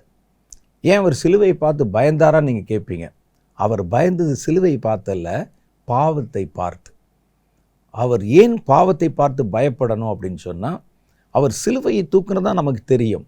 சிலுவை என்பது ஒரு மரம், கஷ்டம்தான், ஆனால் அதை கூட தூக்கிடலாம். ஆனால் இயேசுவை பொறுத்த அளவிலே பாவத்தை பாராத பரிசுத்த கண்ணர். இந்த சிலுவை ஏற்றப்படும் போது உலக மக்களுடைய பாவம் முழுசும், என்னென்ன பாவம் இருக்கோ, அசுத்தமானது, அருவருப்பானது, கோபத்தை உண்டாக்கக்கூடியது, இந்த எல்லா பாவமும் அவர் மேலே ஏற்றப்படும். பாவத்தை பார்க்க கூட பார்க்க மாட்டாரு. அவ்வளோ அருவருக்கிற ஒருத்தர் மேலே அருவருப்பை கொண்டு வந்து கொட்டினால் எப்படி இருக்கும்? அதுதான் சகிக்க முடியாதது. ஆகவே தான் அவர் சொல்லுகிறார், இந்த பாத்திரம், நான் இப்போ கடந்து வர வேண்டிய இந்த பாதை, இந்த பாத்திரம் என்னை விட்டு நீங்கினால் நல்லா இருக்கும். இதுதான் எனக்கு ஆசை. இது எல்லாவற்றையும் தாண்டி வேறொரு காரியத்துக்கு இயேசு பயந்தார். சிலுவை தூக்குறதுக்கோ ஆணியிலே அடிக்கப்படுவதற்கோ அல்ல. அவர் பயந்து இன்னொரு காரியம் என்ன தெரியுமா? இந்த பாவம் தன்மேல் ஏற்றப்பட்ட உடனே பிதாவினுடைய முகம் அவருக்கு மறைக்கப்பட்டு விடும். இயேசுவை பொறுத்தளவில் பிதாவும் அவரும் எப்பொழுதும் ஒன்றாயிருப்பார்கள். அதான் சொல்லு, நானும் பிதாவும் ஒன்றாயிருக்கிறோம், என்னை கண்டவன் என் பிதாவை கண்டான். அவருடைய முகத்தை பார்த்துக்கிட்டே இருக்கணும். இவர் அவரை பார்த்து கொண்டே இருப்பார். இருவரும் ஒன்றாகவே இருப்பாங்க. அவர்கள் ஒன்றிலிருந்து ஒன்று எப்போ செப்பரேட் ஆனாங்க, பிரிஞ்சாங்கன்னா, பாவம் ஏற்றப்பட்டு அவர் சிலுவை மரணத்தை ருசித்த போதுதான் அவருடைய பிரசன்னம் அவரை விட்டு விலகியது. ஏன்னா பாவம் இருக்கிற இடத்துல பிதாவினுடைய பிரசன்னம் இருக்காது, இணைப்பு இருக்காது, இணைப்பு துண்டிக்கப்பட்டு விடும்.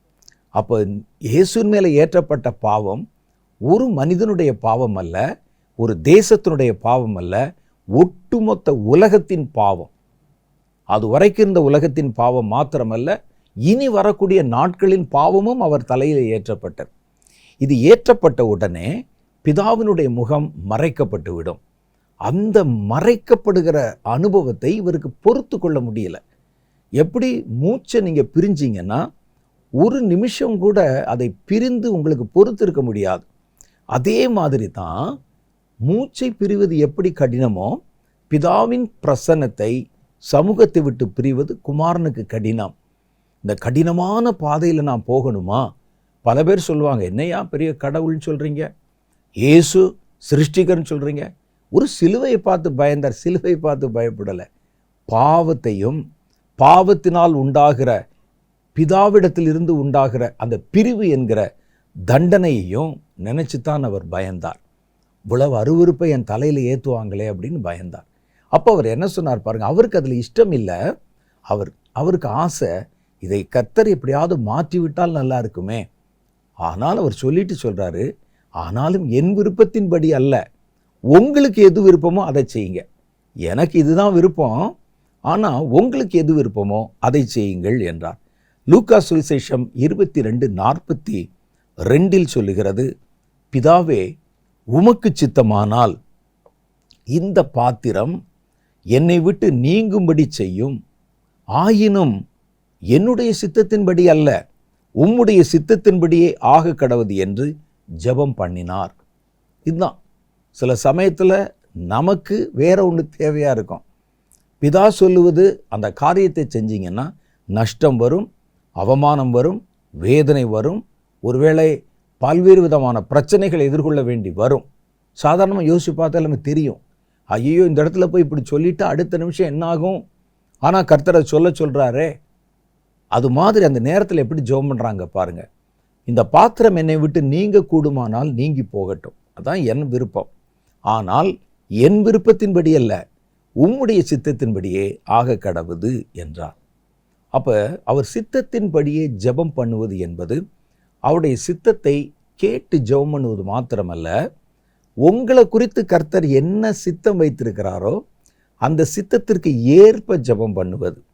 உங்களை பற்றி கர்த்தர் என்ன காரியம் வச்சிருக்கிறாரு, நீங்கள் ஒருவேளை உங்களை அடிமையாய் கர்த்தர் அழைத்திருந்தால் நீங்கள் அதற்குண்டான காரியங்களுக்காக ஜெபம் பண்ணுங்க.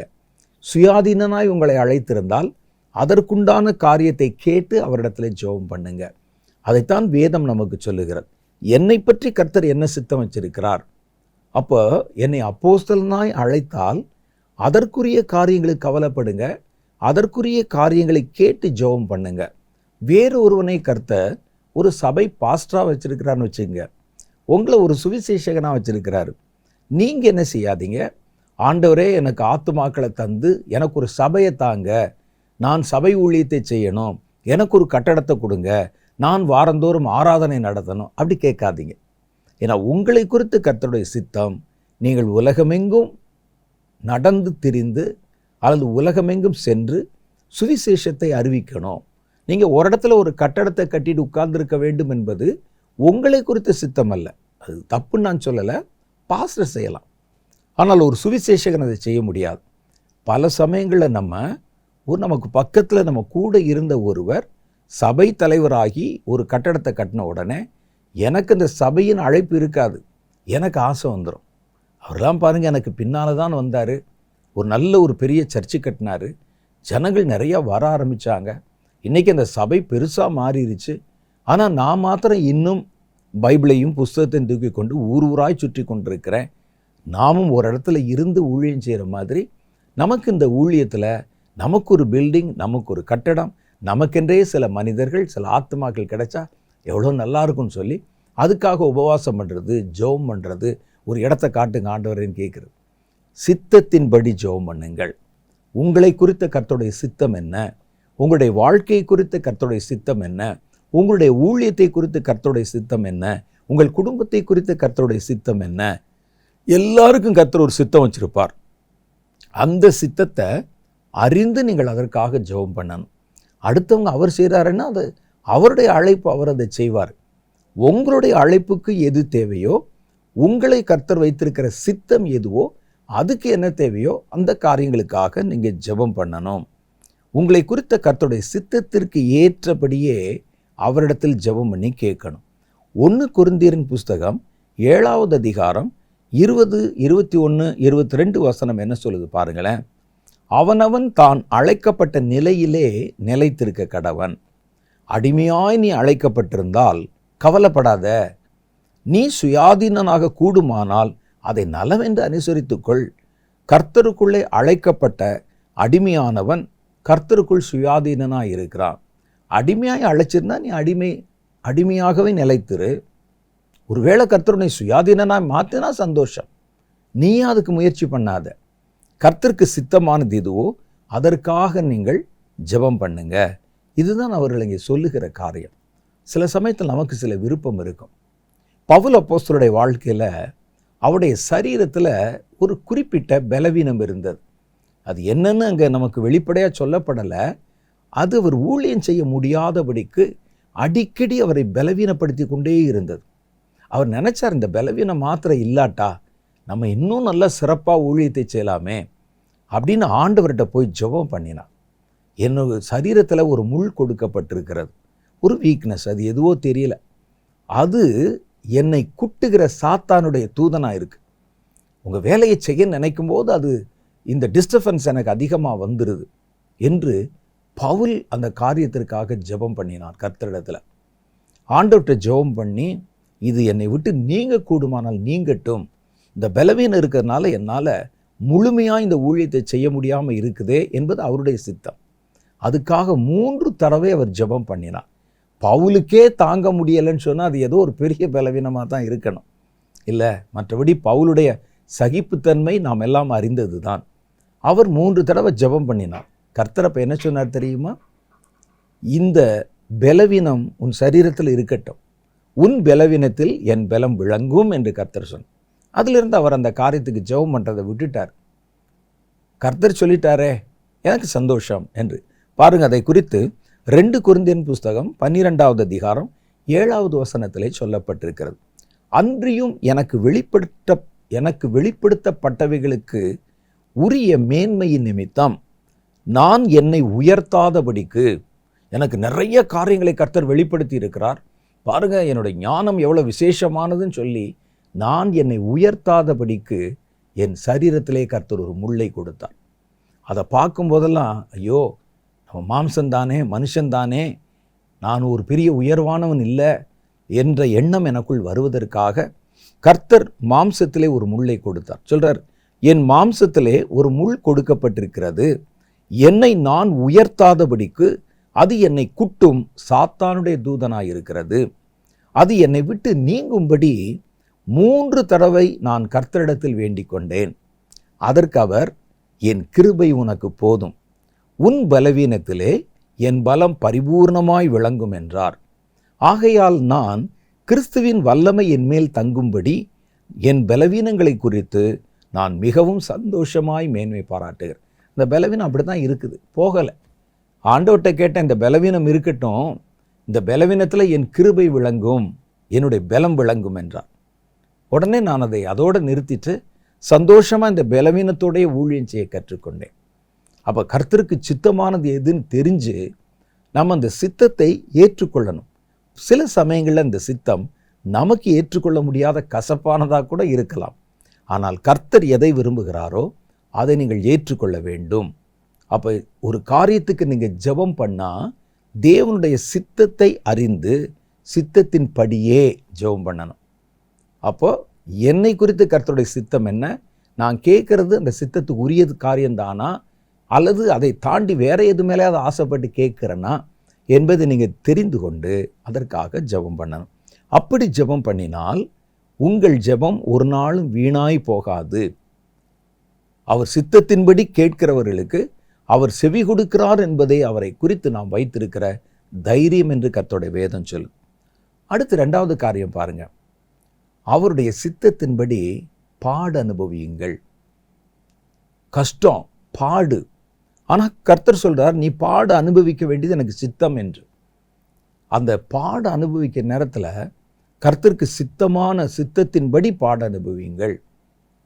அந்த சித்தத்தின்படி பாட அனுபவிக்கும் போது பக்க வழியை கண்டுபிடிச்சு தப்பிச்சு ஓடிடாதீங்க. அதை ஏற்றுக்கொள்ளுங்கள் என்று அது நமக்கு கற்பிக்கிறது. இன்னைக்கு இருக்கிற நவீன கிறிஸ்தவத்தில் பாடுகளே இல்லாத கிறிஸ்தவ வாழ்க்கை நமக்கு கற்பிக்கப்படுகிறது. கவனமாக இருக்கணும். கிறிஸ்தவ வாழ்க்கை பாடுகள் இல்லாத வாழ்க்கை அல்ல. பாடுகள் தான் நம்மை உருவாக்குகிறது. கர்த்தருடைய சித்தத்தின்படி சில பாடுகள் நம்மேல் அனுமதிக்கப்படுகிறது.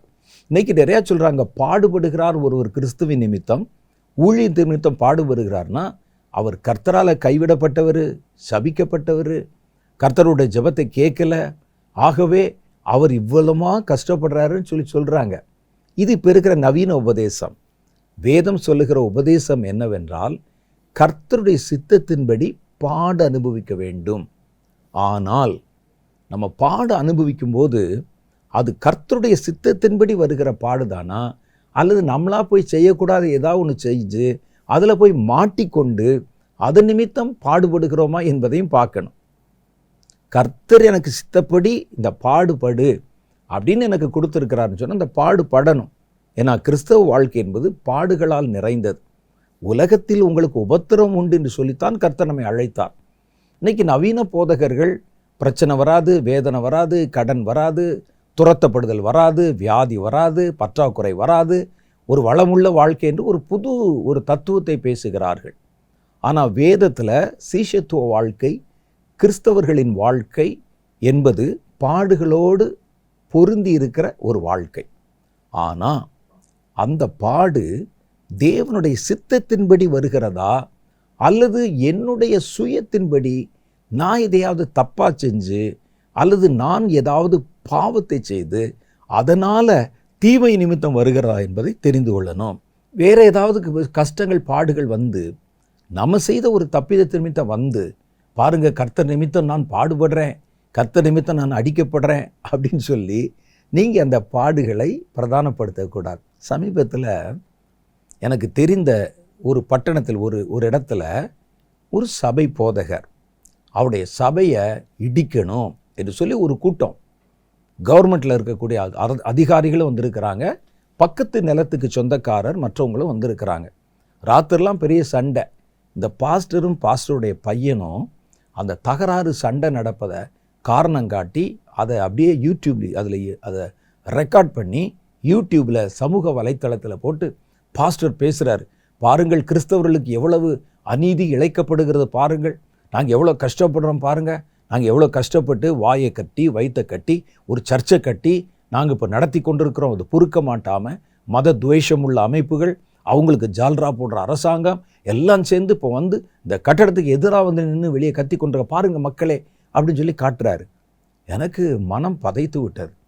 ஐயோ, ஒரு மனிதன் பாவம் கஷ்டப்பட்டு ஒரு சபையை கட்டியிருக்கிறாரு, அந்த சபையை இடிக்க சொல்கிறாங்களே அப்படின்னு சொல்லி அதுக்கு இவ்வளவு ஜனங்கள் கூடிக்கொண்டு கத்தி கொண்டிருக்கிறார்களே அப்படின்னு ஜெபம் பண்ணிவிட்டு அங்கே அந்த பகுதியில் இருக்கிற ஊழியம் செய்கிற எங்களுடைய நண்பர்களுக்கு நான் தகவல் கொடுத்து, நீங்கள் போங்க அந்த ஸ்பாட்டுக்கு, அங்கே என்ன நடக்குது அப்படின்னு போய் பார்த்து நீங்களும் அவர்களுக்கு பக்கபலமாக இருங்க, எனக்கும் உடனே தகவல் சொல்லுங்க என்று.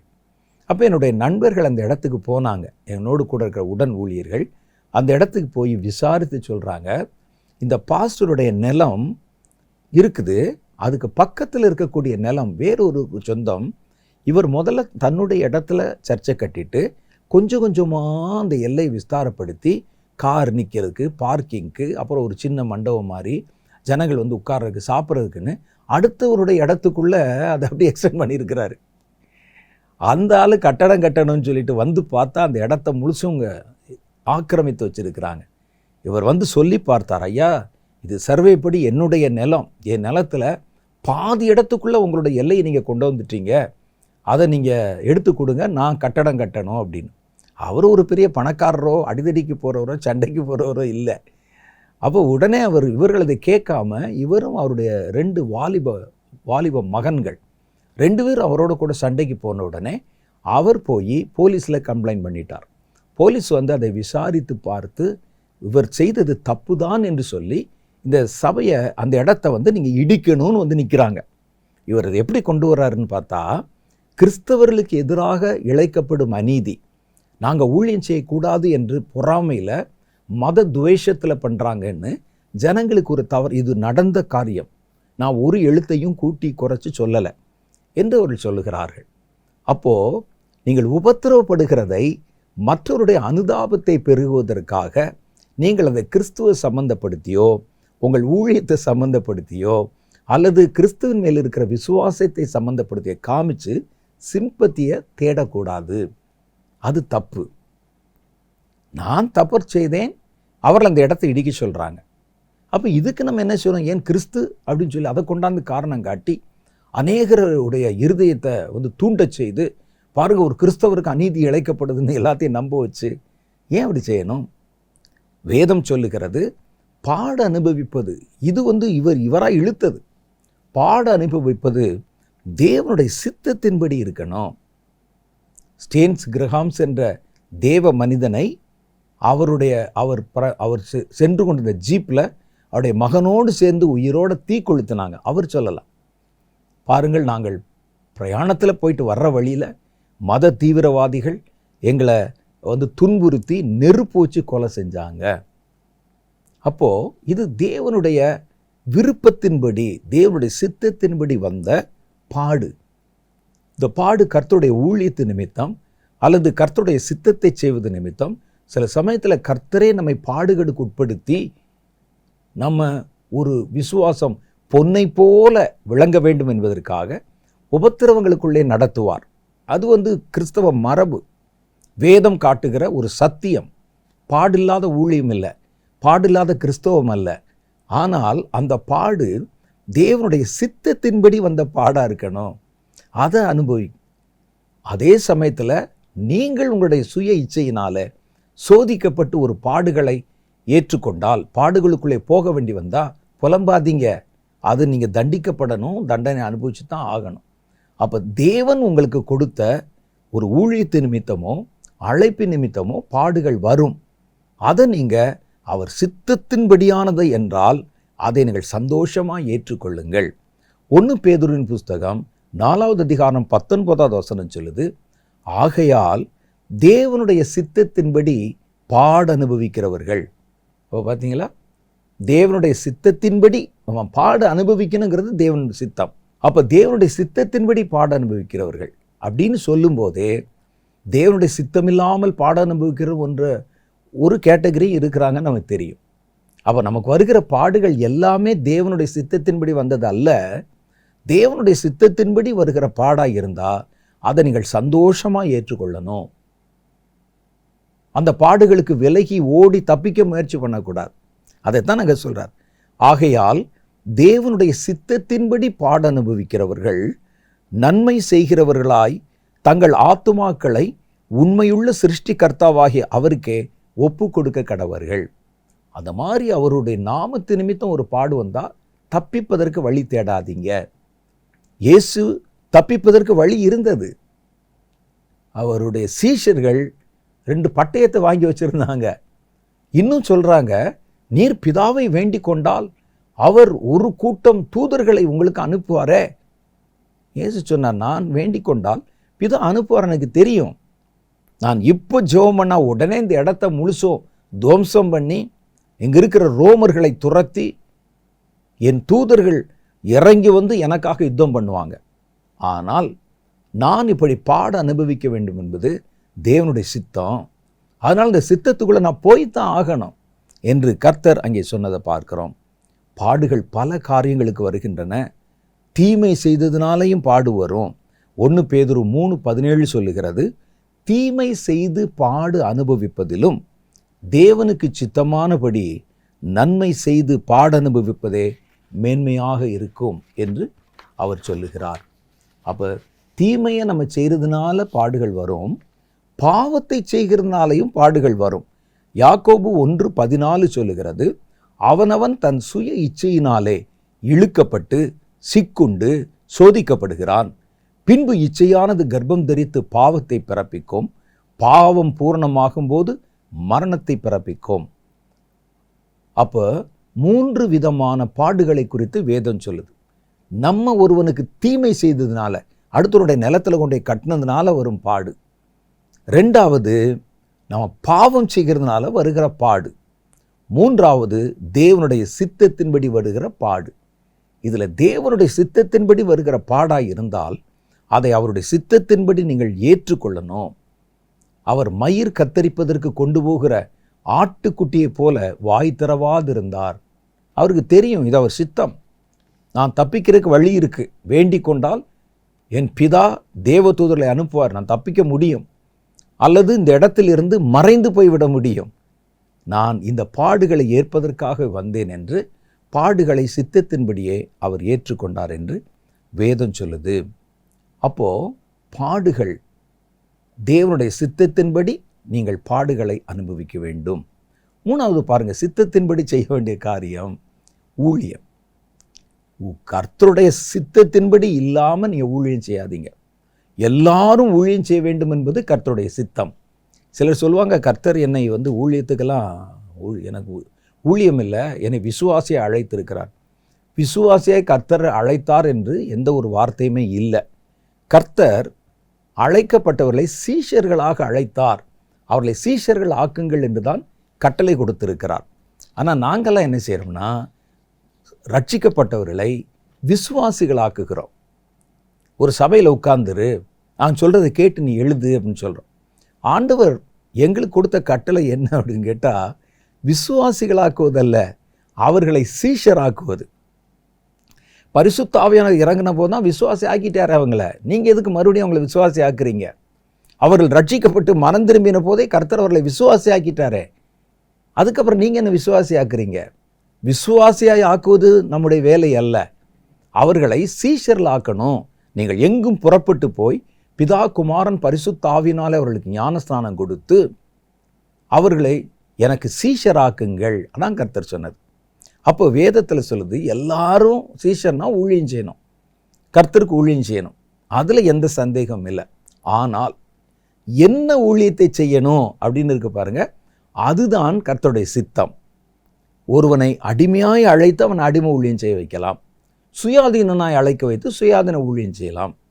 அப்போ ஊழியங்களில் நிறைய வித்தியாசம் இருக்குது. ஆனால் நீங்கள் ஏதோ ஒரு ஊழியத்தை செய்யணும். ஆனால் அந்த நீங்கள் செய்ய வேண்டிய ஊழியத்தை நீங்கள் தேர்வு செய்யக்கூடாது. அதுதான் அதில் அப்படியே பார்க்குறது, இதில் எது நல்லா இருக்குது, எதில் நல்லா வருமானம் வரும், எதுவும் தான் நம்முடைய லைஃப் செட்டில் ஆகும் அப்படின்னு சொல்லி இதை விட இதற்கு அதிக பவர் இருக்குது, இதுக்கு நிறைய ரெஸ்பெக்ட் கொடுப்பாங்க ஜனங்கள், அப்போ நம்ம இந்த ஊழியத்தை தேர்வு செய்வோம். அப்படி தேர்வு செய்யக்கூடாது, தப்பு. அப்படி செய்வதனால தான் நிறைய பேர் தங்களுடைய அழைப்பையும் தரிசனத்தையும் ஜீவனையும் இழந்திருக்கிறாங்க. அப்போ ஊழியம் செய்ய வேண்டும் என்பது தேவனுடைய சித்தம், அது எல்லாரை குறித்த தேவனுடைய விருப்பம். ஆனால் என்ன ஊழியம் செய்ய வேண்டும் என்பது தேவன் அவனவனுக்கு விதித்த ஒரு சித்தம். அப்போ என்னை கர்த்தர் அழைத்து ரட்சித்து என் பாவத்தை மன்னித்து என்னை கழுவி பரிசுத்தாவின் அபிஷேகத்தை கொடுத்த உடனே என்னை கர்த்தர் ஒரு ஊழியத்துக்கு ஆயத்தப்படுத்துகிறார், அழைக்கிறார். ஆனால் அந்த ஊழியத்தை நல்லா மனசில் வச்சுக்கோங்க, நீங்கள் தேர்வு செய்யக்கூடாது. சிலர் அப்படி உட்காந்து பார்ப்பாங்க, இனி நம்ம ஊழியம் செய்வதுதான் நமக்கு சரியாக வரும் அப்படின்னு அவங்க உட்காந்து பார்ப்பாங்க. இதில் எந்த ஊழியம் நல்லா இருக்குது? ஒரு சபை ஊழியமாக இருந்தால் அந்த ஊழியம் நமக்கு ஒரு செட்டில்மெண்ட் லைஃப் கிடைக்கும். நமக்கு மாதந்தோறும் இவ்வளவு பணம் காணிக்கை வரவு வரும்னு சொல்லி ஒரு நல்ல நிரந்தரமான ஒரு வாழ்க்கைக்கு இது வழிகாட்டியாக இருக்கும். சுவிசேஷ ஊழியம்னா நம்ம ஒவ்வொரு இடத்துக்கும் போகணும், அது நிரந்தரமாக இருக்காது. மழை பெஞ்சா கூட்டத்தை கேன்சல் பண்ணிடுவாங்க, வெயில் அடித்தா அங்கே போக முடியாமல் போயிடும். அதற்கு ஒரு நிரந்தரமான ஒரு வருமானமோ ஒரு மதிப்போ இல்லாமல் போயிடும் அப்படின்னு நினச்சோ, அல்லது ஒரு ப்ராஃபிட்டிக் மினிஸ்ட்ரி, தீர்க்க தரிசனம்னா ஜனங்களை மிரட்டி எனக்கு காணிக்கை கொடு. சிலர்லாம் பார்த்தீங்கன்னா, நான் யார் தெரியுமா, நான் தீர்க்கதரிசி என்ற நாமத்து நிமித்தம் தண்ணி கொடுத்தா கூட பலனை அனுபவிக்காமல் போக மாட்டான். நீங்கள் எனக்கு இப்போவே உங்களுடைய காணிக்கையை கொடுங்க, தசம்பாத்தை கொடுங்க, அப்போ இந்த தீர்க்கதரிசியினுடைய ஆசீர்வாதம் உங்களுக்கு கிடைக்கும்னு சொல்லி அவங்கள மிரட்டலாம். அதனால நம்ம தீர்க்கதரிசிகளுக்கு என்றால் ஒரு நல்ல கனம் இருக்கிறது, பெரிய பெரிய ஊழியக்காரர்களே பயப்படுவாங்க அப்படின்னு நீங்களா சூஸ் பண்ணக்கூடாது. ஊழியம் என்பது எல்லாருக்கும் பொதுவாக இருக்குது. என்ன ஊழியம் என்பது தேவனுடைய கையில் இருக்குது. அதைத்தான் நம்ம சித்தம் என்று சொல்லுகிறோம். அப்போ கர்த்தர் நம்மை அழைக்கிறார். அதுதான் நம்ம முதல்ல வாசம். அடிமையாய் அழைக்கப்பட்டிருந்தால் சுயாதீனத்தை தேடாத, சுயாதீனனாய் அழைக்கப்பட்டிருந்தால் அடிமைத்தனத்துக்குள்ளே போக விரும்பாத, அவனவன் அழைக்கப்பட்ட அழைப்பிலே உறுதியாய் தரித்திருங்கள் என்று அவர் சொல்றார். அப்போ நம்ம கர்த்தருடைய அழைப்பின்படி அல்லது சித்தத்தின்படி என்னை கர்த்தர் அழைக்கும் போது எது சித்தம் என்று வைத்திருந்தாரோ அந்த ஊழியத்தை செய்யும்போது தான் அந்த ஊழியத்தில் நல்ல கனிகளும் பலன்களும் உண்டாகும். அதை விட்டுட்டு நானா உன்னை தேர்ந்தெடுப்பு. இன்னும் ஒரு கூட்டம் இருக்கிறாங்க, எனக்கெல்லாம் ஊழிய அழைப்பெல்லாம் கிடையாதுங்க. அப்போ என்ன அழைப்பு உங்களுக்கு? சர்ச்சுக்கு வரணும், காணிக்கை போடணும், பாட்டு பாடணும், ஆராதனை பண்ணணும், ஒரு கிறிஸ்தவ வாழ்க்கை. அப்படிலாம் எங்கேயுமே கிடையாது. ஒவ்வொருவருக்கும் கர்த்தர் ஒரு சித்தத்தை வைத்திருக்கிறார். அதை நம்ம நல்லா தெளிவாக புரிஞ்சுக்கிறோம். நாங்களாம் விசுவாசி என்ற ஒரு கூட்டம். சில ஆட்கள் மேடையில் பேசணும் சொல்லி நீங்கள்லாம் விசுவாசிகள், நாங்களெல்லாம் ஊழியக்காரர்கள் அப்படிம்பாங்க. எல்லாரும் கர்த்தருக்குள்ளே சீஷர்கள். அவங்க தங்களுடைய அழைப்பை புரியாமல் உட்கார்ந்துருக்காங்க, அவ்வளோதான். நீங்கள் சொல்கிறத நம்பிக்கொண்டு உட்கார்ந்துருக்காங்க. ஒவ்வொருவருக்கும் ஒவ்வொரு வேலையை கர்த்தர் வைத்திருக்கிறார். ஆனால் அது என்ன வேலை என்பதை கர்த்தர் தான் உங்களுக்கு சொல்லணும். அதுதான் சித்தம். அதை விட்டுட்டு உங்களுடைய இஷ்டப்படி நீங்கள் கேட்கக்கூடாது. அல்லது எனக்கு ஊழியம் செய்ய விருப்பம் இல்லை, அதனால் நான் எதையும் செய்ய விரும்பவில்லைன்னு சொல்லி நீங்கள் விலகியும் ஓடக்கூடாது.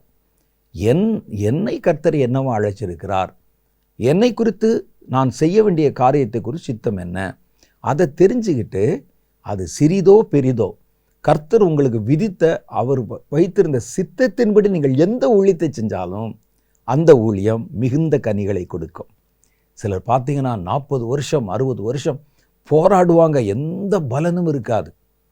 எந்த ஒரு மனிதனும் மனம் திரும்பியிருக்க மாட்டான், ரட்சிக்கப்பட்டிருக்க மாட்டான். அவருடைய ஊழியத்தினால எந்த பிரயோஜனம் இருக்காது. ஒரு குறுகின வட்டத்துக்குள்ளே இருப்பாங்க அல்லது காணாமல் போயிடுவாங்க. காரணம் என்ன அப்படின்னு கேட்டிங்கன்னா, அவர்கள் தங்கள் விருப்பத்தை செய்ய பிரயாசப்பட்டாங்க. ஒரு நேரத்தில் இதை பார்த்தா இது மாதிரி பண்ணுறது, என்னை கர்த்தர் சபை நடத்த அழைத்திருக்கிறார், சபை நடத்துறது. அது பார்க்கும்போதே இதில் ஜனங்கள் சரியாக கேட்க மாட்டேங்கிறாங்களே, என்னை தீர்க்க தரிசி அழைத்திருக்கிறார் அப்படின்னு சொல்லி போகிற இடத்துல தீர்க்க தரிசனம் சொல்லுவது, இன்னொரு இடத்துல போன உடனே என்னை அப்போஸ்தலராக அழைத்திருக்கிறார்னு சொல்லுவது, இன்னொரு இடத்துல என்னை பைபிள் டீச்சராக அழைத்திருக்கிறார், நான் உங்களுக்கு செமினார் நடத்த போகிறேன்னு சொல்லுவது. இப்படி மாறி மாறி நடைகள் விகாரப்படும் போது அது தேவனுடைய சித்தத்துக்குரியது அல்ல, உங்களுடைய மன விருப்பத்துக்குரியது. அதனால தான் உங்களுடைய மனம் வேவரிங்காக அப்படி அப்படி மாறி மாறி போகிறது. அப்போ ஊழியம் செய்தால் கண்டிப்பாக கர்த்தருடைய சித்தத்தின்படி செய்யணும். எல்லாரும் ஊழியம் செய்யணும், ஆனால் எல்லா ஊழியத்தையும் செய்து விட முடியாது. உங்களுக்கு கர்த்தர் எப்படி அழைத்திருக்கிறாரோ அவர் உங்களில் சிலரை அப்போஸ்தலராகவும், சிலரை தீர்க்கதரிசிகளாகவும், சிலரை சுவிசேஷகராகவும், சிலரை போதகராகவும், சிலரை மேய்ப்பர்களாகவும் ஏற்படுத்தினார். அப்போ பாருங்கள், இவர்களுக்கும் அவர்களுக்கும் ஒவ்வொருத்தருக்கும் ஒரு வித்தியாசம் இருக்குது. வேதம் சொல்லுது கண்ணு ரொம்ப முக்கியம்தான், ஆனால் உடம்பெல்லாம் கண்ணாக இருந்தால் எப்படி இருக்கும்? மூக்கு ரொம்ப முக்கியம்தான், ஆனால் உடம்பெல்லாம் மூக்காக இருந்தால் எப்படி இருக்கும்? அப்போ ஒவ்வொரு அவயவத்துக்கும் ஒவ்வொரு வேலை இருக்கிறது. ஒவ்வொரு அவயவம் தன் வேலையை செஞ்சால் தான் அந்த உடம்பு ஆரோக்கியமாக இருக்கும். இதனுடைய வேலையை இன்னொரு உறுப்பு செய்ய முடியாது. இருதயத்தின் வேலையை கண் செய்ய முடியுமா? இருதயம் கொஞ்சம் ஒரு மாதிரி பழுதாக இருக்குங்க, எல்லாரும் இந்த ஹார்ட் தான் முக்கியம்னு சொல்கிறாங்க, ரத்தத்தெல்லாம் மேலே அனுப்புப்பா, நான் சுத்திகரிக்கிறேன்னு சொல்லி சுத்திகரிக்க முடியுமா? இது நான் சொல்லலை, பைபிள் சொல்லுது. சரீரம் முழுவதும் கண்ணாக இருந்தால் மூக்கு எங்கே? சரீரம் முழுவதும் இந்த வாயாக இருந்தால் அந்த சரீரத்தில் கண் எங்கே? அப்போ ஒவ்வொன்றுக்கும் ஒரு அளவு இருக்குது, ஒவ்வொன்றுக்கும் ஒரு வேலை இருக்குது. கண்ணுன்னா 2, நாக்குன்னா 1, அவ்வளோதான். அப்போ கர்த்தர் ஒவ்வொன்றுக்கும் ஒவ்வொரு வேலையை வச்சிருக்கிறார். அதே மாதிரி தான் ஊழியத்திலையும் அப்படின்னு சொல்கிறாங்க. பாருங்க, எபேசியருக்கு எழுதின நிருபம் 6வது அதிகாரம் 6வது வசனம் சொல்லுது, மனுஷருக்கு பிரியமாய் இருக்கிற விரும்புகிறவர்களாய் பார்வைக்கு ஊழியம் செய்யாம. மனுஷருக்கு பிரியமா இருக்கணும்னு நினைக்கிறவங்க பார்வைக்கு ஊழியம் செய்வாங்க. ஜனங்கள் பார்க்கணும், ஜனங்கள் என்னுடைய ஊழியத்தை ஏற்றுக்கொள்ளணும், அவங்க என்னை அப்ரிஷியேட் பண்ணணும், புகழணும், என்னை பல இடங்களுக்கு அழைக்கணும், காணிக்கை கொடுக்கணும். மனுஷர் பார்க்கணுங்கிறதுக்காக ஊழியம் செய்கிறவங்க அவர்கள் தான் என்ன செய்வாங்கன்னா, ஒரு தாங்கள் செய்கிற காரியத்தை விளம்பரப்படுத்திக்கிட்டே இருப்பாங்க. அப்போ இது வேதம் சொல்லுது, பார்வைக்கு ஊழியம் செய்யாமல் கிறிஸ்துவின் ஊழியக்காரராக மனப்பூர்வமாய் தேவனுடைய சித்தத்தின்படி ஊழியம் செய்யுங்கள். எபேசியர் 6:6 என்ன சொல்லுது? ஊழியம் செய்யுங்க, தேவனுடைய சித்தத்தின்படி ஊழியம் செய்யுங்கள் என்கிறார். அடிமையானாலும் சுயாதீனம் உள்ளவனானாலும் அவனவன் செய்கிற நன்மையின்படியே கர்த்தரிடத்தில் பலன் அடைவான் என்று அறிந்து. அடிமையாக இருக்கிறான், இவனை கர்த்தர் பெருசாக கண்டுக்கிற மாட்டார், இவர் பெரிய ஊழியக்காரர், கோட்டு சூட்டு போட்டு தான் பேசுவார், இவர் வந்தால் பரலோகமே கைது, அப்படிலாம் இல்லை. ஒரு மனிதனுக்கு எல்லாருமே கர்த்தருடைய பார்வையில் ஒன்று தான் என்று அறிந்து மனுஷருக்கு ஊழியம் செய்யாமல் கர்த்தருக்கென்று நல் மனதோடே ஊழியம் செய்யுங்கள். தான் தேவனுக்கு சித்தமான ஊழியம். ஊழியத்தில் ஒவ்வொருவரை குறித்தும் ஒவ்வொரு விதமான சித்தம் இருக்கிறது. ஒவ்வொருத்தருக்கும் ஒன்று இருக்கும். இதை பார்த்துட்டு அது நல்லா இருக்கேன்னு சொல்லி டக்கு டக்குன்னு இப்படியே தாண்டிகிட்டே இருப்பாங்க. ஒரு தவளை தாவுவதை போல ஒரு நேரம் நிலம், ஒரு நேரம் தண்ணி, ஒரு நேரம் மரம், ஒரு நேரம் செடி நிழல், இப்படி ஒரு தவளை மாறி மாறி போகிற மாதிரி இதை பார்த்துக்கிட்டு இருக்கும்போதே அடுத்து நல்லதாக தெரியும், நல்லா இருக்கே அப்படின்னு தோணும். பாருங்கள், இதை குறித்து சொல்கிறாங்க கலாத்தியர் 2வது அதிகாரம் 7 சில வசனங்கள். அவர் சொல்கிறாரு, அதுவும் அல்லாமல் விருத்த சேதனம் உள்ளவர்களுக்கு, அதாவது யூதர்களுக்கு அப்போஸ்தலனாய் இருக்கும்படி பேதுருவை பலப்படுத்தினவர் புறஜாதிகளுக்கு அப்போஸ்தலனாய் இருக்கும்படி என்னையும் பலப்படுத்தினார். அவரை கர்த்தர் எதுக்கு அழைச்சிட்டு, அவங்க பாருங்களேன் எவ்வளோ தெளிவாக இருக்கிறாங்கன்னு பாருங்கள். பேதுருவை கர்த்தர் அழைத்தது புறஜாதிகளுக்கு அப்போஸ்தலன் அல்ல, அவர் யூதர்களுக்கு அப்போஸ்தலன். ஆனால் என்னை கர்த்தர் அழைத்தது யூதர்களுக்கு அப்போஸ்தலனாய் அல்ல, புறஜாதிகளுக்கு அப்போஸ்தலனாக. அப்போ எங்களுக்குள்ள நல்லா நாங்கள் சரியாக எங்களுடைய அழைப்பை தெரிந்து கொள்ளுதலை புரிந்து வைத்திருக்கிறோம். நான் அவரை பார்த்துட்டு பாருங்கள், எருசலேமே தங்கிட்டா எவ்வளோ நல்லா இருக்கும். நான் அலைந்து திரிந்து நாய்பட்ட பாடுபட்டு அடித்து துரத்தி கண்டவனெல்லாம் என்னை விரட்டி. பேதுருக்கு என்னங்க, எருசலேமில் ஆரம்பிக்கப்பட்ட முதல் சபையில் சம்பிரமமாக இருந்து அப்போஸ்தலருக்கெல்லாம் லீடராக இருந்து வருகிற யூதர்களுக்கு சுவிசேஷத்தை அறிவித்து அப்படி தான் இருக்கிறாரு. நான் அப்படி இல்லையே. அறியப்படாத இடங்கள், அறியப்படாத மொழி, அறியப்படாத மனிதர்கள் நடுவிலே பாடுபடுறேன்னு அப்படின்னு நினைக்கல. அவரை கர்த்தர் அழைத்தது யூதர்களுக்கு, என்னை கர்த்தர் அழைத்தது புறஜாதிகளுக்கு. நாங்கள் எங்களுடைய ஓட்டத்தில் சரியாக இருக்கோம். அவரை பார்த்து நான் பொறாமப்பட்டு என்னை மாற்றிக்கொள்ளவும் இல்லை, அவர் என்னை பார்த்து பொறாமப்பட்டு அவர் தன்னை மாற்றிக்கொள்ளவும் இல்லை. அப்போ பாருங்க, அவர் சொல்கிறார், விருத்த சேதனம் உள்ளவர்களுக்கு சுவிசேஷத்தை பிரசங்கிக்கும்படிக்கு பேதுருவுக்கு கையளிக்கப்பட்டது போல விருத்த சேதனம் இல்லாதவர்களுக்கு பிரசங்கிக்கும்படி, புறஜாதிகளுக்கு பிரசங்கிக்கும்படி அது எனக்கும் கையளிக்கப்பட்டது என்று அவர்கள் கண்டு. அப்போ இவருக்கு புறஜாதிகளுக்கு ஊழியம் செய்ய தான் கர்த்தர் அழைத்திருக்கிறார் என்று கண்டு அந்த ஓட்டத்தில் தான் நாங்கள் சரியாக ஓடினோம் என்று அவர் அங்கே சொல்ல வருகிறார். 1 கொரிந்தியர் புஸ்தகம் 7:24 பாருங்கள், சகோதரரே, அவனவன் தான் அழைக்கப்பட்ட நிலையிலே தேவனுக்கு முன்பாக ஊழியம் செய்ய வேண்டும் என்று அங்கே தீர்மானிக்கப்படுகிறது. அப்போ ஊழியம் செய்வது பெருசில்லை, ஏதாவது ஒரு ஊழியத்தை செய்வது அல்ல. ஊழியம் தேவனுடைய சித்தத்தின்படி செய்யப்படணும். அப்போ சித்தத்தின்படி ஜெபம் பண்ணணும், சித்தத்தின்படி பாட அனுபவிக்கணும், சித்தத்தின்படி ஊழியம் செய்யணும். இது 3மே சித்தம் இல்லாமல் இந்த 3ஐ நீங்கள் செய்யக்கூடாது. மனிதனுடைய பார்வைக்கு ஊழியம் தானே செய்கிறாருன்னு இருக்கும், மனிதனுடைய பார்வைக்கு உபத்திரவம் தானே படுகிறார், நல்லது தானே என்று இருக்கும், மனிதனுடைய பார்வைக்கு ஜெபந்தானே பண்ணுகிறார் என்று இருக்கும். ஆனால் அது சித்தத்தின்படி செய்யப்படாவிட்டால் ஜெபமும் பிரயோஜனப்படாது, நீங்கள் பட்ட பாடுகளும் அங்கீகரிக்கப்படாது, பலன் கொடுக்காது, செய்த ஊழியமும் எந்த கனி கொடுக்காது. 4வது ஒரே ஒரு காரியத்தை சொல்லி வேகமாக முடிச்சிடலாம். அவருடைய சித்தத்தின்படி நன்மை செய்யுங்கள். நன்மை செய்யணும், ஆனால் அவருடைய சித்தத்தின்படி நன்மை செய்யணும். ஒருவனுக்கு இந்த காரியத்தை செய்வது கர்த்தருக்கு சித்தமா, நான் எப்படிப்பட்ட நன்மைகளை செய்யணும், நன்மை செய்ய வேண்டும் என்று போகிற இடத்துலலாம் அப்படி வாரி கொடுத்து கொண்டே போய்கொண்டே இருக்கக்கூடாது. அதில் நம்ம ஏமாற்றுகள் இருப்பாங்க, தேவையற்றவர்களுக்கு போய் சேர்ந்துரும். அப்போ ஒரு காரியத்தை நன்மை செய்வதில் கர்த்தருக்கு சித்தமானபடியே நன்மை செய்யணும்.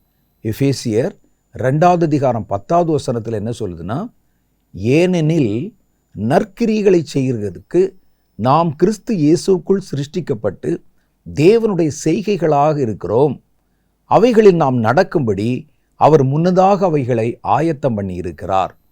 அந்த நற்கிரியைகளை செய்வதற்கு தான் கர்த்தர் நம்மை ஆயத்தப்படுத்தி இருக்கிறார். அப்போது தேவனுடைய மனுஷர்கள் நற்கிரியைகளை செய்கிறவர்களாக இருக்கணும். 2 தீமோத்தேயின் புஸ்தகம் 3:16-17 சொல்லுகிறது, வேத வாக்கியங்கள் எல்லாம் தேவ ஆவியினால் அருளப்பட்டிருக்கிறது. தேவனுடைய மனுஷன் தேறினவனாகவும் தேவனுடைய மனுஷன் எந்த நற்கிரியைகளும் செய்ய தகுதி உள்ளவனாயும் இருக்க வேண்டும். பார்த்தீங்களா? தேவனுடைய மனுஷனாலே நன்மை செய்யணும். ஆனால் அவர் சொல்கிறாரு, நன்மை செய்யணும், ஆனால் நன்மை செய்வது எப்படி என்பதை முதல் நீங்கள் படிக்கணும். என்கிட்ட இருக்கிறதாங்க எல்லாரும் எடுத்துகிட்டு போங்க, அதுல நன்மைக்கு பேர். நன்மை செய்ய முதல்ல நீங்கள் படிக்கணும். எதை யாருக்கு செய்யணும், யாருக்கு செய்யக்கூடாது அப்படின்னு பார்க்கணும். பாருங்கள், சாலை ஓரங்களில் டிராஃபிக் சிக்னல்ஸில் நீங்கள் பார்த்தீங்கன்னா குழந்தைகளை கையிலே வைத்து கொண்டு சில பெண்கள் அப்படியே ஒவ்வொருத்தையும் வந்து குழந்தைக்கு சாப்பிட்றதுக்கு ஏதாவது கொடுங்க அப்படின்னு வேகாத வெயிலில் வந்து வாங்கி கொண்டிருப்பார்கள். அப்போ அதை பார்த்துட்டு நிறைய பேர் இறக்கப்பட்டு அவர்களுக்கு காசு கொடுக்கறத பார்த்துருக்கிறேன். ஒரு முறை ஒரு நண்பர் எனக்கு சொன்னார், இது ஒரு பெரிய மாஃபியா கேங், இது இவங்களுக்குள்ள ஒரு நெட்வொர்க் இருக்குது. என்ன நெட்வொர்க்குன்னு கேட்டால், அவர் என்கிட்ட கேட்டார், கையில் வச்சுருக்க குழந்தை என்னைக்காவது கண் முழிச்சு நீங்கள் பார்த்துருக்கிறீங்களா? அவங்க டிராஃபிக் சிக்னலில் வச்சுருக்கிற எல்லா குழந்தையும் அப்படியே தூக்கத்திலே தான் இருக்கும். எது கண் முழிச்சு ஆக்டிவாக அழுது ஒன்றுமே செய்யாது, அப்படியே கையில் ஒரு பொம்மை மாதிரி கிடக்கும். அது என்ன நடக்குது அப்படின்னு கேட்டால், இவர்கள் அந்த தெரு ஓரங்களில் டிராஃபிக்கில் பிச்சை எடுப்பதற்குன்னே ஒரு குரூப்பை செட் பண்ணி அதுக்கு ஒரு லீடரு, அதுக்கு ஒரு கேங் லீடர், ஒரு தலைவர்லாம் ஒரு பெரிய ஒரு மாஃபியா உள்ளே இயங்குகிறது. இவர்கள் என்ன செய்கிறார்கள், எளிய குடிசை பகுதிகளில் போய் ஸ்லம் ஏரியாவில் ரொம்ப புவர் பீப்புள் இருப்பாங்க, சிலர் வந்து அன்றாடம் வேலைக்கு போகிற இருப்பாங்க, அவங்க கையில் வந்து சில குழந்தைகள், பச்சை குழந்தைகள் இருக்கும். இந்த குழந்தைகளை வாடகைக்கு போயிடுப்பாங்க. வாடகைக்கு எடுத்தால் ஒரு நாளைக்கு 500 ரூபான்னு வச்சுங்களேன். ஒரு நாளைக்கு காலையில் ஒரு 6 மணி 7 மணிக்கு குழந்தை எடுத்துகிட்டு போயிட்டா சாயந்தரம் 6 மணிக்கு அந்த பிள்ளையை கொண்டாந்து கொடுத்துடணும். அந்த பிள்ளைக்கு நான் வாடகைக்கு எடுத்ததுனால 500 ரூபாய் அந்த தாய்க்கு நான் கொடுத்துடணும். கொடுத்து அந்த பிள்ளைகளை வாங்கிட்டு வந்து, இந்த பிள்ளைகள் திடீரென்று பசியில் அழுவும், தன் தாயை தேடும், கத்தும். அதுக்காக இருமல் மருந்துகள் இருக்குது பாருங்கள், அந்த மருந்தை பிள்ளைகளுக்கு கொடுத்து ஒரு மயக்க நிலைமையில் வச்சுருவாங்க. கொஞ்சம் அந்த பிள்ளைகள் கண் விழிக்கிற மாதிரி வரும்போது மறுபடியும் ஒரு ஸ்பூனு மருந்தை கொடுத்து அப்படியே கையில் வச்சு அதில் சம்பாதனை செய்து லட்சக்கணக்கில் பணம் உள்ளே புரளுகிறது என்றார். அப்போ வெளி தோற்றத்துக்கு நம்ம பார்த்தா நம்முடைய இரக்க குணத்தை பயன்படுத்தி நம்ம ஏமாற்றுகிற ஒரு பெரிய காரியம் அங்கே நடைபெறுகிறது. இன்னும் சிலர் நம்ம பார்க்குறோம், போதைப் பொருள்களுக்கு அடிமையானவன் பிச்சை எடுக்க தயங்க மாட்டான், கெஞ்சுவான். சாப்பிட்டு 4 நாள் ஆச்சுங்க, வயிற்ற பாருங்கன்னு வயிற்ற தூக்கி காட்டுவான். கடைசியில் நீங்கள் அவர்களுக்கு செய்த உதவி நேராக போய் சாராய கடையிலையோ அல்லது ஏதாவது ஒரு இடத்துல போய் அவர்கள் தங்களை நிரப்பி கொண்டு போதையில் தள்ளாடுவாங்க. இப்போ வந்து நிறைய மருந்துகள் வந்திருக்கு. அப்போது ஒரு நன்மை செய்ய உனக்கு திராணி இருக்கும்போது கண்ணில் பார்க்குறவனுக்கெல்லாம் இல்லை. வேதம் சொல்லுகிறதை பாருங்களேன். நீதிமொழிகளின் புஸ்தகம் 3வது அதிகாரம் 27 ரொம்ப தெளிவாக சொல்கிறார். நன்மை செய்யும்படி உனக்கு திராணி இருக்கும்போது அதை செய்யத்தக்கவர்களுக்கு செய்யாமல் இராதே. உண்மையிலேயே அவன் வந்து நம்ம நன்மை செய்வதற்கு தகுதியானவன், உண்மையிலே அவன் கஷ்டப்படுறான் அப்படின்னு தெரிஞ்சால் அவனுக்கு செய்யாமல் இருக்காத. உன் பரிதாபத்தை தூண்டுகிறான் என்பதற்கு கண்ணில் பார்த்தவனுக்கெல்லாம் கொடுத்துறாத. ஏனென்றால் நீங்கள் பாடுபட்டு சேர்த்த பணம் ஒரு சாராய கடையில் போயிடக்கூடாது. ஒரு குடிக்கிறவன், வெறிக்கிறவன், லாகிரி வஸ்துக்களை பயன்படுத்துகிறவனுக்கு போயிடக்கூடாது.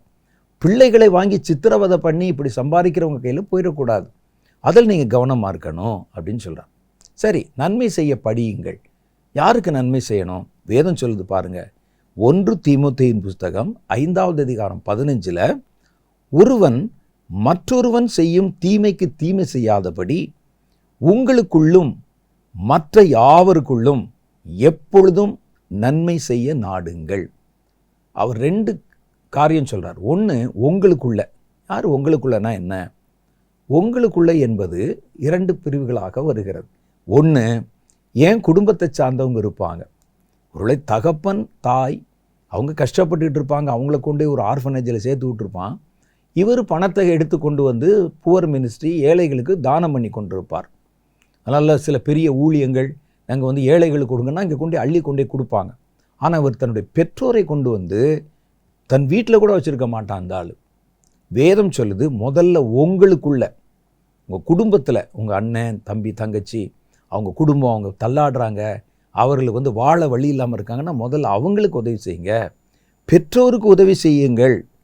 1 தீமோத்தேயுவின் புஸ்தகம் 5வது அதிகாரம் 4வது வசனம் சொல்லுகிறது, விதவையானவளுக்கு பிள்ளைகளாவது பேரன் பேத்திகளாவது இருந்தால் இவர்கள் முதலாவது தங்கள் சொந்த குடும்பத்தை தேவ பக்தியாய் விசாரித்து பெற்றோர் செய்த நன்மைகளுக்கு பதில் நன்மைகளை செய்ய கற்றுக்கொள்ள கடவர்கள். நன்மை செய்ய படிங்கன்னு சொன்னாரே பாருங்க. பெற்றோர் உங்களுக்கு நன்மை செஞ்சாங்கல்ல, அவங்க எதையும் எதிர்பார்த்து செய்யலை. பெற்றோர் உங்களுக்கு நன்மை செய்யும்போது உங்களுக்கு பேசக்கூட தெரியாது, உங்களுக்கு நடக்கக்கூட தெரியாது, ஒரு காரியத்தை விளங்கிக்கொள்ள அப்போருந்தே நன்மை செய்ய ஆரம்பிச்சிட்டாங்க. கையில் தூக்கி வச்சு எறும்பு கடிக்காமல் ஈ கடிக்காமல் உங்களை பராமரித்து காக்கும்போது அவங்களுக்கு எந்த எதிர்பார்ப்பும் இல்லை. அவர்கள் செய்த நன்மைக்கு நீங்கள் கண்டிப்பாக அவர்களுக்கு பிரதி நன்மையை செய்யணும். பெற்றோர் செய்த நன்மைகளுக்கு பதில் நன்மைகளை செய்ய கற்றுக்கொள்ளுங்கள். முதல்ல அவங்கள கொண்டே ஆர்ஃபனேஜில் தங்கிட்டு அவங்களுக்கு ஒருவேளை கஞ்சி கொடுக்காம நீங்கள் வெளியே தான தர்மம் பண்ணிகிட்டு இருக்காத சொல்லிட்டு அவர் சொல்கிறாரு, பெற்றோர் செய்த நன்மைகளுக்கு பதில் நன்மைகளை செய்ய கற்றுக்கொள்ள கடவர்கள். அது நன்மையும் தேவனுக்கு முன்பாக பிரீத்தியுமாயிருக்கிறது. இதுதான் கடவுளுக்கு பிரியம். என் தகப்பனும் என் தாயும் நான் ஒரு பெரிய என்ஜினியராக வருவேன்னு சொல்லி அவங்க செய்யலை. எனக்கு நடக்க தெரியாமல் பேச தெரியாமல் தவள தெரியாமல் இருக்கும்போது இருந்தே எனக்கு நன்மை செய்திருக்கிறார்கள். அப்போ முதல்ல உங்களுக்கு உங்கள் குடும்பத்தில் நன்மை செய்யுங்க. இரண்டாவது உங்களுக்குள்ளும் என்பது விசுவாச குடும்பத்தையும் குறிக்குது. சபைக்கு போகிறீங்க, சர்ச்சில் எல்லாருமா பணக்காரலாக இருக்கிறாங்க. சிலர் நீங்கள் பார்த்தீங்கன்னா பணமும் வசதியும் நகை போட்டுக்கவங்க கூட தான் பேசுவாங்க. அங்கே ஏழை குடும்பங்கள் நிற்கும், கண்டுகொள்ளவே மாட்டாங்க. நீங்கள் மற்றவர்களை கவனித்து அவங்கள பாருங்கள். பாவம் ஒரே சேலையை கட்டிட்டு ஒரு மாதம் முழுசும் ஆராதனைக்கு வர்றாங்களே, அவருக்கு இருந்த வேலையும் போய்விட்டது. இந்த அம்மா 4 வீட்டில் 10 பாத்திரம் தேய்த்து வேலை செய்கிறார்களே, பார்த்து அவர்களுக்கு முதல்ல உங்களுக்குள்ள விசுவாச குடும்பத்தாருக்குள்ள உதவி செய்யுங்க. சபைக்கு வருகிறவர்கள இல்லாதவர்கள், வசதி இல்லாதவங்க, சாப்பிட வழியில் அவங்களுக்கு முதல்ல செய்யுங்க.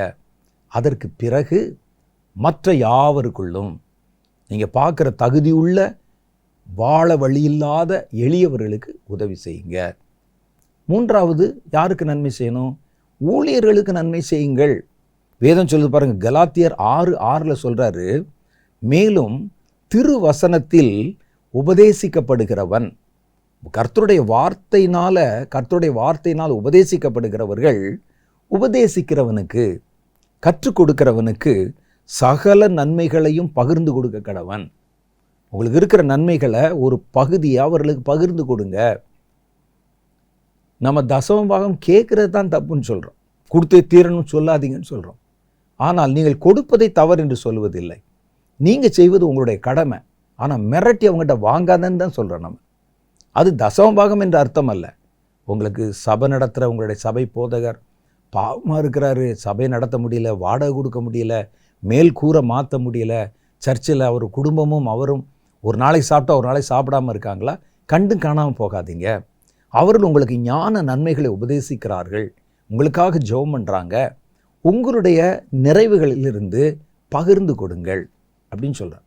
ஆனால் இதே அந்த பாஸ்டர் சாதகமாய் வைத்துக்கொண்டு பகிர்ந்து கொடுக்கலன்னா சாபம் வரும், கொடுத்தா தான் உனக்கு ஆசீர்வாதம் வரணும் மிரட்டுனா அது தவறு. அப்போ அவர்கள் கேட்டு பெறுவதும் தவறு, நீங்கள் கேட்கவில்லை என்பதற்காக கொடுக்காமல் இருப்பதும் தவறு. அதுதான் கர்த்தருடைய வேதம் சொல்லுது. விசுவாச குடும்பத்தாருக்கு பகிர்ந்து கொடுங்கள். அப்போது மூணாவது சத்துருக்களுக்கும் நன்மை செய்யுங்கள். அதான் ஆண்டவர் சொல்ல. அப்போ நன்மை செய்கிறது பாருங்கள், எனக்கு செவி கொடுக்கிற உங்களுக்கு, லூக்கா 6:27 சொல்கிறார், எனக்கு செவி கொடுக்கிற உங்களுக்கு நான் சொல்லுகிறேன், இயேசு சொல்லுகிறார், உங்கள் சத்துருக்களை சிநேகியுங்கள், உங்களை பகைக்கிறவர்களுக்கு நன்மை செய்யுங்கள். உங்கள் சத்துரு பசியாக இருந்தால் போஜனம் கொடு, அவனுக்கு ஆகாரம் இல்லாவிட்டால் ஆகாரம் கொடு, வஸ்திரம் இல்லாவிட்டால் வஸ்திரத்தை கொடு அப்படின்னு. இது மூன்றாவது வகையான நன்மை. அப்போ இது எல்லாவற்றையும் நன்மை செய்கிறவர்கள் தங்கள் இஷ்டத்துக்கு செய்யாமல், யார் தேவையுள்ளவன், யாருக்கு என்னுடைய உதவி இப்போ உதவிகரமாக இருக்கும் என்பதை தேவனுடைய சித்தத்தை அறிந்து முதல்ல உங்களுக்குள்ள விசுவாச குடும்பத்துக்குள்ள, உங்களுக்கு ஊழியம் செய்கிற ஊழியர்களுக்குள்ள அவர்களுடைய கஷ்ட நிலைமையில பகிர்ந்து கொடுங்க. சில ஊழியர்கள் பார்த்தீங்கன்னா உங்களை விட பல மடங்கு பணக்காரில் இருப்பாங்க. அவர் 5 பிள்ளைகள், 6 ஆடி கார் வச்சுருப்பாங்க, பெரிய பெரிய வீடுகள் கட்டி வச்சுருப்பாங்க. அவர்களுக்கு ஒரு வெக்கேஷனுக்கு போனால் வெளிநாட்டில் போய் சுவிட்சர்லாந்தில் போய் அல்லது வேறு நாடுகளில் போய் அங்கே அப்படி சுற்றி விட்டு வருவார்கள். அவர்கள் ஒரு மளிகை பொருள் வாங்குவதற்கு மலேசியாவுக்கு போவாங்க, சிங்கப்பூர் போவாங்க. இவர்களுக்கு போய் இவர்களுக்கு பகிர்ந்து கொடுக்கணும்னு சொல்லிட்டு நீங்கள் அப்படி நினைப்பது தேவனுக்கு சித்தமானது அல்ல. நான் சொல்வது எளிய ஊழியக்காரன், ஊழியத்தினால் பிழைப்பு உண்டாயிருக்கிற ஊழியக்காரர்களுக்கு உங்கள் நன்மைகளை பகிர்ந்து கொள்ளுங்கள். அப்போ தேவனுடைய சித்தத்தின்படி ஜெபம் பண்ணுங்கள், தேவனுடைய சித்தத்தின்படி பாட அனுபவியுங்கள், தேவனுடைய சித்தத்தின்படி ஊழியம் செய்யுங்கள், தேவனுடைய சித்தத்தின்படி நன்மை செய்யுங்கள். அப்போ நன்மை செய்வதானாலும், ஜெபம் செய்வதானாலும், ஊழியம் செய்வதானாலும், பாட அனுபவிப்பதானாலும் அதில் நீங்கள் கவனிக்க வேண்டியது, இது தேவனுக்கு சித்தமானதா என்று கவனித்து செய்தால் அவைகள் உங்களுக்கு நற்கிரிகளையும் நற்கனிகளையும் உங்களுக்கு கொடுக்கும் என்பதில் எவ்வளவும் சந்தேகமில்லை. வாங்க ஒரு சின்ன ஜெபம் செய்து இந்த நேரத்தை நிறைவு செய்யலாம். அன்பும் இரக்கம் நிறைந்த எங்கள் பரலோக பிதாவே, தம்முடைய பரிசுத்த சமூகத்திலே முழங்கால் படிட்டிருக்கிற உம்முடைய பிள்ளைகள் என்றென்றைக்கும் நிலைவரமாய் உமக்குள் நிலைத்திருக்கும்படி தேவனுக்கு சித்தமானது என்னது என்பதை அறிந்து செயல்பட உதவி செய்தருளும். தேவனே, அவர்கள் ஜெபம் செய்தாலும், அவர்கள் பாடுகளை அனுபவித்தாலும், ஆண்டவரே அவர்கள் நற்கிரியைகளை செய்தாலும், ஊழியம் செய்தாலும், எல்லாவற்றிலும் உம்முடைய சித்தத்தை தேடவும், உம்முடைய சித்தத்தை நிறைவேற்ற பிரயாசப்படவும் நீர் அவர்களுக்கு உதவி செய்வீராக. உமக்கு சித்தமில்லாததை மனிதர்கள் பார்வைக்கு முன்பாகவோ அல்லது எங்களுடைய மன திருப்திக்காகவோ நாங்கள் செய்ய வேண்டுமே என்ற நிர்பந்தத்திற்காகவோ செய்யும்போது நாங்கள் செய்த எந்த கிரியைகளிலும், எந்த ஜெபத்திலும், எந்த ஊழியத்திலும் ஆண்டவரை ஏற்ற பலனை அடைய முடியாது என்று நாங்கள் அறிந்திருக்கிறோம். தொடர்ந்து இந்த வார்த்தைகளை கேட்ட ஒவ்வொருவரையும் பேர் பேராய் ஆசீர்வதியும். இந்த வாரத்தை அவர்களுக்கு நன்மையாய் மாற்றி தந்தருளும். இந்த வாரத்திலே அவர்கள் இன்னும் உம்மை குறித்து அறிகிற அறிவிலும், தேவனே உம்முடைய ஆவிக்குரிய பலத்திலும் ஒரு படி அதிகமாய் வளர நீர் அவர்களுக்கு இரக்கம் செய்தருளும். ஜெபிக்கிற நேரங்களை நீர் அவர்களுக்கு ஆயத்தப்படுத்தி தந்தருளும். அவர்கள் ஜெபிக்கும் போதெல்லாம் கர்த்தருடைய மகிமை வெளிப்படட்டும். கர்த்தர் அவர்களோடு இடைப்பட்டு பேசியருளும். தேவனே, அவருடைய ஆவிக்குரிய வாழ்க்கையிலே புதிய பரிமாணங்களை பார்க்க கர்த்தர் உதவி செய்தருளும். ஆண்டவரே, இந்த குடும்பத்தில் இருக்கிற ஒவ்வொருவரையும் கர்த்தருடைய கவனத்துக்கு கொண்டு வருகிறேன். குடும்பத்தின் வாழ்வாதாரத்திற்கு காரணமாய் இருக்கிற ஒவ்வொருவரையும் ஆசீர்வதியும். அவருடைய கையின் பிரயாசத்தை ஆசீர்வதியும். அவர்கள் ஆண்டவரே உமக்கு ஸ்தோத்திரம் சம்பாதனைகளை ஆசீர்வதித்தருளும். எந்த வீண் செலவுகளும் வந்துவிடாதபடி கர்த்தருடைய பிள்ளைகளை வலக்கரத்தில் வைத்து மூடிக்கொண்டருளும். இந்த நாட்களிலே ஆண்டவர் அநேக இடங்களிலே வேலை இழப்புகள் உண்டாகிறதை பார்க்குறோமே. ஆண்டவரே, உம்முடைய பிள்ளைகள் யாருடைய வாழ்க்கையிலும் அப்படிப்பட்ட வேலை இழப்புகளோ திடீரென்று வருகிற நஷ்டங்களோ வந்து அவர்களை ஸ்தம்பிக்க பண்ணிவிடாதபடி கர்த்தர் அவர்களை காக்கும்படி ஜெபிக்கிறேன். எங்கள் குடும்பத்தில் இருக்கிற வாலிபர்களை நினைவு கூறுகிறேன். அவர்கள் மேல் தேவனுடைய கரம் இருக்கட்டும். அவர்கள் எவ்விதத்திலும் கர்த்தருடைய கரத்தை விட்டு வழி விலகி சென்று விடாதபடி கர்த்தர் தம்முடைய கண் பார்வையிலே வைத்தவர்களை வழி நடத்தியறலும். பிள்ளைகளை ஆசீர்வதித்தருளும். அவர்கள் வேண்டிய ஞானத்தையும் பலனையும் தந்தருளும். பள்ளிக்கு செல்லுகிற உம்முடைய பிள்ளைகளை நாங்கள் நினைவு கூறுகிறோம். அவர்களுக்கு வெகு சீக்கிரமே அந்த தேர்வுகள் நெருங்கி கொண்டிருப்பதையும் நாங்கள் அறிந்திருக்கிறோம். உம்முடைய பிள்ளைகளுக்கு நல்ல ஞானத்தையும் தேர்வுகளுக்கான நல்ல ஆயத்தத்தையும் அவர்களுக்கு உண்டான சுக பலனையும் கட்டளையிட்டு எங்கள் குடும்பத்தை கர்த்தர் ஆசீர்வதித்தருளும்.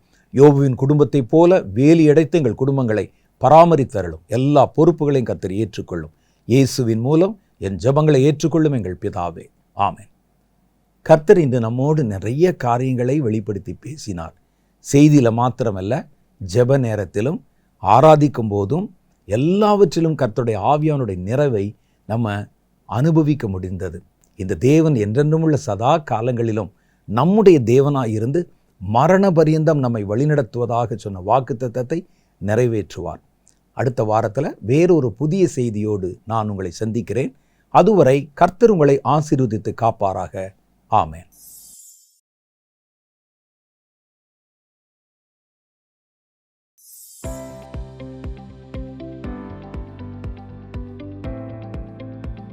சகோதரர் வின்சென்ட் செலுப்மார் அவர்களுடைய செய்திகளை தொடர்ந்து கேட்கவும் பார்க்கவும் சகோதரர் வின்சென்ட் செலுப்மார் அவர்களின் யூடியூப் சேனலை சப்ஸ்கிரைப் செய்து கொண்டு பெல் ஐகானை கிளிக் செய்து கொள்ளுங்கள். வேதத்தின் காரியங்களை அறிந்து கொள்ளவும் கடைசி கால செய்திகளை பற்றி தெரிந்து கொள்ளவும் மற்றும் ஆவிக்குரிய வாழ்க்கையில் இன்னும் வளரவும் இந்த செய்திகள் உங்களுக்கு மிகவும் பிரயோஜனமாக இருக்கும். தொடர்ந்து இந்த யூடியூப் சேனலை பாருங்கள், மற்றவர்களுக்கும் தெரியப்படுத்துங்கள். கர்த்தர் உங்களை ஆசீர்வதிப்பாராக.